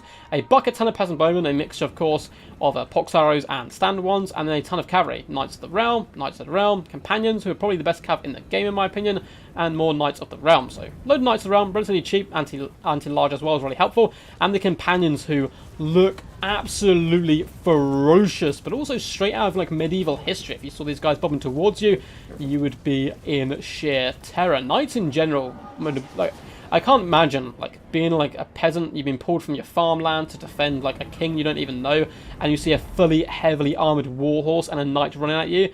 Man, we live in good times in comparison to what people had to go through. Soul of Damnation continues to rain fire down. Interested to see how the Chaos Sorcerer Lord is used. It is pretty niche in some ways. The Peasant Bowman taking a big load of damage to the face, and the Yawning Firefly's troops are going to unfortunately pay the cost here for lacking in that long-range firepower. But of course, the Soul of Damnation against Trebuchet Assault, you would be expected to win regardless. Although the Cavs starting to get aggressive, Knights of the Realm are starting to float around the flanks as quickly as possible, looking to apply pressure where possible. But at the same time, if the Peasant Archers want to continue moving forward, that will allow the Chaos Sorcerer Lord to float over here and do some lovely breath attacks down the line. Looks like he's going to be baiting out the shots instead, falling back. Really well played. Mirror Guard have gone really aggressively into the enemy lines, and the reason he's doing this is to try and buy as much time as possible for the soldiers to distract the enemy, keep them away from your main battle line. We also have some Chaos Knights I didn't spot. Chaos Knights, again, bad, don't, awesome. Both Manticores are flying over. Looks like they're going to commit to the fight, trying to assassinate one of the Paladins. We're going to be getting a big breath attack, perhaps. No, it looks like a final Overcast Transmutation, maybe? Nope, it is going to be a big breath attack. Oh my god, that Paladin gets nuked down to about half health, and Earthblood is going to try and keep him happy. Dragon is considering coming in. As for the rest of the battle, a load of Chaos Forces have been forced to try and drive off the Knights of the Realm. They have managed to escape a Dwellers below, though. Nice attempted trap by Yawning Firefly, though. Come in there, bunch them up, and do some good damage. Forsaken now bomb rushing into the back line, trying to shut down the Peasant Bowmen. And in the main central core, the Companions, despite favour of the Fae, have been hit by Final Transmutation and are going down. Both Paladins look to be terrified, and oh my god, no, the Fae is terrified. A Chalice does come in, but that's not going to really affect the Chaos Sorcerer Lord. And the Sorcerer Lord and Exalted Heroes shatter the Fae, break both Paladins. That is a disaster for Bretonnia. Knights of the Realm will be rallying to the cause. If they can catch and slaughter the Chaos Sorcerer Lord and one of the Exalted Heroes, maybe it's not the world's worst trade. In the back line, Knights of the Realm are doing okay up against Chaos Knights, and a unit of Peasant Mobs have found themselves fighting some heavily armoured Dwarfs, but it will take them an absolute age to shut those guys down. And it's looking pretty bleak for Bretonnia, but we've seen Yawning Firefly on the back ropes way worse than this in games and come through, so there's certainly still hope. Both Paladins have raid at this point, but the Fae going down, who could heal them up, is the big problem. She's shattered, running for the hills. The Companions have managed to raid at this point. Peasant Bowmen are now being freed up to fight into the enemy lines, doing some good damage to the Forsaken. And over on the left-hand flank, combination of two units of the Knights of the Realm screaming at bloody murder for the vengeance of the lady who has been slain, coming in here and breaking the hearts of the Forsaken and the Marauders. One big problem, though, is, of course, going to be the double Manticore as well as the Chaos Sorcerer Lord of Metal. He can happily save up those breath attacks. We're going to see a fat one come down the line here. Ooh, that's not the cleanest connection, but still a few knights do go down. And he can save up for another transmutation, which is going to be rather scary. Peasant Bowmen, the good backbone to any solid Bretonnian build, are now raining fire down in on Forsaken, as well as Knights doing some good work, but both the Paladins are simply being swarmed here. If it was one of the Paladins who had been shattered, and the Fae had come back instead of the Fae gone, and both the Paladins coming back, I think the Bretonnians would still be with a massive shout here. They had a load of backline, the potential left on the line, with the Peasant Bowmen, and healing as well. Heal up the Companions, heal up the Paladins, but as it is, with the Fae going down so early, it is looking really, really rough now for the Bretonnian forces. Yes, they've shut down the Soul and managed to break off a lot of troops. We still have those men-at-arms coming back into the fray, but what's here is here going to kill the dragon. The knights have fled. The peasants stand their ground. Still, though, Silver Chevron's men-at-arms did fight okay and continue to fight, you know, to nearly the bitter end, but they do have to plant their swords down and cry a little bit. Yes, Zach, how's it going? Having a little break from Total War Warhammer? No worries, man. We will be open arms when you do return, and hopefully you will return, man. Zach does a load of great stuff for the community in general, particularly new players as well. Damn, yeah, that was close, man. That was still close, but very well played. Talcor with the mighty Chaos Sorcerer Lord, 3,000 damage value. My god, amazing breath attacks and really good sniping potential. Yes, he's a caster, but he still hits relatively hard, of course, on a mighty dragon. One exalted hero performing amazing 1.4k, the other fair and slightly worse. Apart from that, the front line really did buckle quite badly, despite the fact getting some pretty big kills across the board. Good pressure and micromanagement from the cavalry of Yawning Firefly. The Chaos Knights, though, did far better, 1.2k damage value. And the mighty Soul Damnation didn't perform amazing, but got rid of some of the archers early on, which is all you need. Fae Enchantress, I bet she's not used to being sniped out quite so hard. 1,126 damage value. Both the Paladins suffering, of course, in her absence. The Peasant Mob's not doing amazing. Of course, they're here to die, as well as the Men-at-Arms. Peasant Bowmen, some fared pretty poorly, it would seem, across the board. Some performed okay, nothing spectacular. As for the Knights, it's a pretty similar situation. Unable to get the best engagements. The Companions did well, and if they'd got a regrowth and they still had a lot of models left, but the Fae got broken, the game really could have been flipped on its head, because the Chaos Infantry was just in shambles by this point. The cannon had been shut down. It was just those big scary monsters that they couldn't deal with, and the Companions are very good at taking down such troops. Thanks for the great event, Duck. No worries, GG. Thanks for hosting the tournament. Oh, thanks for playing, guys. Cool, so I'll message Talcor after this and obviously get him a heads up. We will be going into a grand finals, probably in 2 weeks' time. I need to check with the guys, see what days they can make, of course. And that shall be Alric Raoul, Ice Power, Void Lulz, and now the Talcor himself. That is a vicious group of players. They will be playing for a prize. The prize will be announced prior to the stream and before the event. I'm going to try and see if the players would rather have kind of a funny thematic prize, or if they'd like, you know, just a standard cash prize and all that good stuff. Yes, hope you guys enjoyed. That was really awesome stuff. Thank you for the support, as always. Just a ton of people in here. Way 69, Bow Chicka Bow Wow is currently on. Before you guys do go, though, I will try my best to see if there is another YouTuber currently streaming. I know Dwarfs streamed early on, so he might not be, but it looks like Zardar may be streaming. Great Book of Grudges. Are they streaming Warhammer, though? So we're trying to get a Warhammer stream. Looks like Zardar's not. Sloan Hamster is German. Let's send you... So I'm going to type in Total War Warhammer. Yep. See who's streaming what. Filters to do. Sorry about this, guys. If you just hold on 2 seconds. Looks like, hey guys, this is going to tickle you. We're currently the biggest stream on Total War Warhammer. Whoop whoop. Which is kind of cool. Or at least we're at the top of the list, so I assume we're big. So we're going to send you over to the Great Book of Grudges. It looks like he is doing a stream. It looks like a modded stream. Something involving Lustria. I'm sure it's a load of good fun. Feel free to go over there and yell quack at him. Let him know I sent you over, and wish him all the best luck and all that good stuff. VM win, let's go. Yes, we have a VM representative in the final. So there, guys, there is a link there to the Great Book of Grudges. Really nice guy. He sent people to me before as well. Feel free to go check him out. Very active YouTuber in general, and a really nice dude all around. It looks like he's doing some modded Empire campaign up against some Lizardmen. So it should always be some good fun.